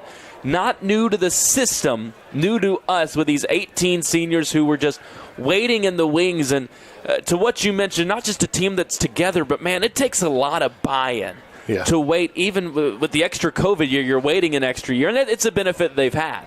But to have to sit there and wait 4 years behind that great senior class that just graduated to get your opportunity and still be committed in this day and age where you see so many players just move around and bounce around schools constantly, for this to be built up the way that it has, it's really incredible. And we're going to talk about in a moment. We're going to put the spin zone on things. We're going to talk about the positives for Franklin Simpson, but I want to make sure in this setting, in this moment, that the proper credit is given to Hart County for what this has been built into, because it's, I think, fair to say I don't know that we'll see something like this again for a long, long time with all that they're losing. And for right now, I know for this community, for this town, for this school, it's incredibly special. I mean, I don't know, because, I mean, when you saw some of these young, we thought that last year. Yeah. And they lost, everybody lost most of their starters. And I think they were returning one starter on offense and defense, 2 or 3 starters. But, you know, their young guys look like they were playing well at the end of the game as well, running hard. And it's just they're building something. They are. You see some other teams that have done this. I mean, I think of Logan County that had a 40, 50-game losing streak and turned it around. Hart County wasn't near that bad, but never really won anything, never in the conversation to win anything. They're definitely putting themselves on the map as one of the top teams in 3A and trying to punch their ticket to that state championship. Franklin Simpson in total finishes with 150 yards of offense, 87 through the air. Brady Delk finishes 3 for 9, had the 87 yards, a touchdown, a 44-yard connection with Brody Perry. Threw the pick, also had a fumble on a bad exchange with Colin Anderson that was forced by some pressure in the backfield by Hart County as well. Brady was coming off of that sterling performance in the second half against Greenwood, and obviously it's tough to expect that in every game from him. But overall for Franklin Simpson, you take the interception, the fumble, the turnover on downs by the goal line, the holding penalties down around the 2 end zones. As much as we can talk about how good of a game Hart County played, and they took their foot off the gas in this second half and only scored a touchdown, that they probably could have attacked and tried to do more than that if they wanted to.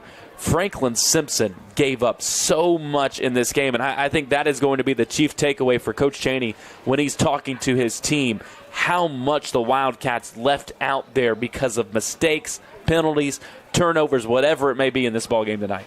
Yeah, and, you know, you got film on this team, and Franklin Simpson, you're looking where to build, and, you know, you just got a lot of questions, and, you know, it's going to be easy to get down. It's going to be easy to think it's the end, and, you know, your season's over. But, you know, what we've seen for Franklin Simpson is in the past is they can play. Yep. They have some games where they've been able to play.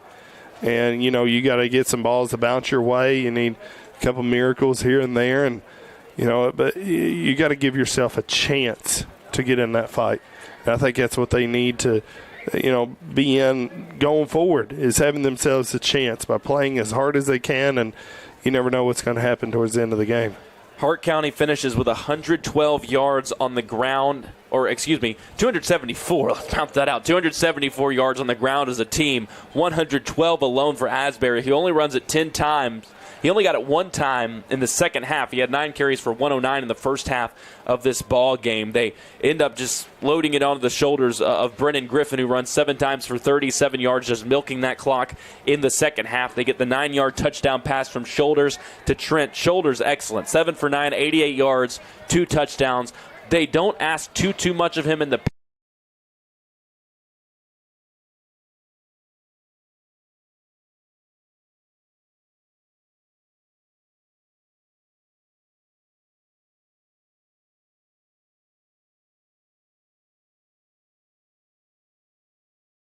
it's hard to say he did anything wrong in this game tonight. Yeah, and he's a, you know, 88 yards? Is that what you said? That's not going to wow anybody.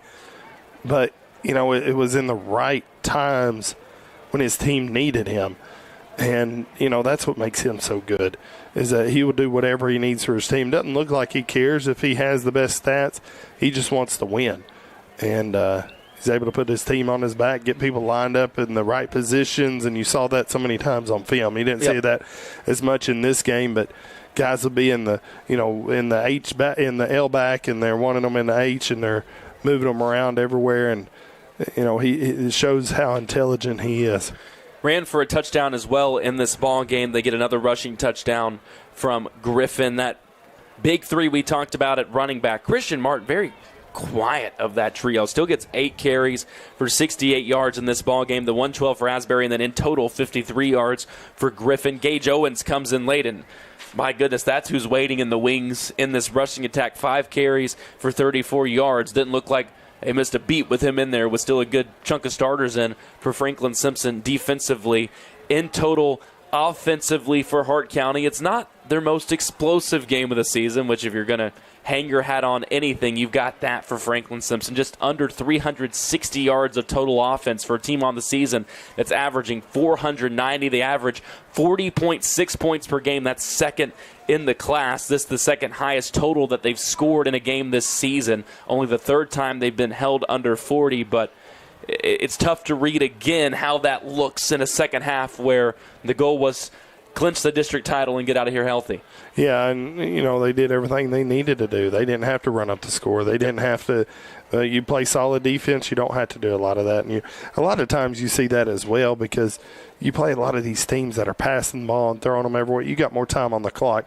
This second half, went quick because, about every play was inbounds. It was a pass caught. You didn't have a lot of incompletions. You don't have a lot of guys, so the clock's able to keep going. Wildcats, again, fall to 5-4 on the season. They finish 2-2 in district play. Third seed come playoff time. We'll have a lot more on that next week as we wrap up the regular season at Warren East. Tyler, before we wrap things up, do we have any scores of significance that have come in? We knew that Hancock, they were running away. They were up 35-0 that game, all but final there. Any updates that we had since halftime or any major developments? Well, it looks like Russellville, I didn't mention that score at halftime, but the last score I had at the end of the third quarter, they were up 33-6 over Fulton County for a district win, and I think it's been a couple of years since they've had a district win, so good job for Russellville. And that a team that we thought had a lot of talent. I have not got an updated score recently, but the game is in the fourth quarter. At the end of the third quarter, Hopkinsville was up 22-21. So our newest update that Scottsville. we've got there, just pulled it up, ACS is now leading 36-28, 4:11 left in that ball game. Had got down scored, the PAT was blocked, but Hopkinsville had jumped off sides, and ACS says, screw it, we're going for two. They get it, and they've got an 8-point lead late in that ball game. Man, you can look back now and see it, and we knew it at the time watching ACS play. The quality of losses for Franklin Simpson is something I talked about last week with Greenwood. They had 3 losses coming in, and those 3 teams they lost to had a combined 3 losses. The quality of loss for Franklin Simpson this year, which doesn't get you a trophy. You don't get a trophy for being the best loser. They've beaten the teams they've supposed to beat. They have lost to the teams that on paper you would probably say were favored to beat Franklin Simpson. Next week, I think outside of maybe the Glasgow game is the first true toss-up that we get for FS, and as you go into the playoffs, at some point you got to prove that you can beat a team in a game where you're not the clear favorite to win it. Yeah, and Warren East, you're playing next week, and they're down right now, which is kind of surprising. Logan County looked like they were going to be out of the playoffs, which is kind of unheard of for the past 5-6 years and the success they've had. But Logan County is up 26-19 with 5:25 left to go in the fourth quarter in that one. So we may have a wake-up call for Warren East next week. And but nonetheless, you got to play the football team that lines up against you, and you got to be prepared no matter what. 28-7, again, your final score from Hart County High School, where Franklin Simpson falls to the Raiders, who are now back-to-back undefeated district champions, looking to take the next step in the playoffs. Franklin Simpson could have an opportunity to disrupt that if they take care of business in the opening round at Hancock County. So that's where we're going to be, for sure, opening round of the playoffs, regardless of what happens next week at Warren East. A little bit of an easier trip for that regular season finale versus that playoff opener. But that's where the Cats are going before they get to the playoffs. That's where we're going to be as well. Regular season finale at Warren East next week. That game will kick off normal time of 7 o'clock. We'll be on the air at 6:30. Then after that, it's into playoff time. One more time, your final score: Hart County 28, Franklin Simpson 7. For my partner, Tyler Arterburn, for Kendra Holt back with us back in the studio, doing a fantastic job as always. I'm Tyler Eaton. Thank you for joining us for this edition of Franklin Simpson Football. We'll see you next week from Warren East High School on the air at 6:30 right here on 92.3 WFKN. FSHS Football is brought to you by the following sponsors: Trent Bedding. If I won't have it in my house, I won't deliver it to yours. McCutcheon Electric for all of your commercial and residential electrical needs. Chandler Beef Co., high quality beef. Franklin First United Methodist Church. To become a sponsor of FSHS Athletics on FS Channel 9, email aaron.talley@simpson.kyschools.us.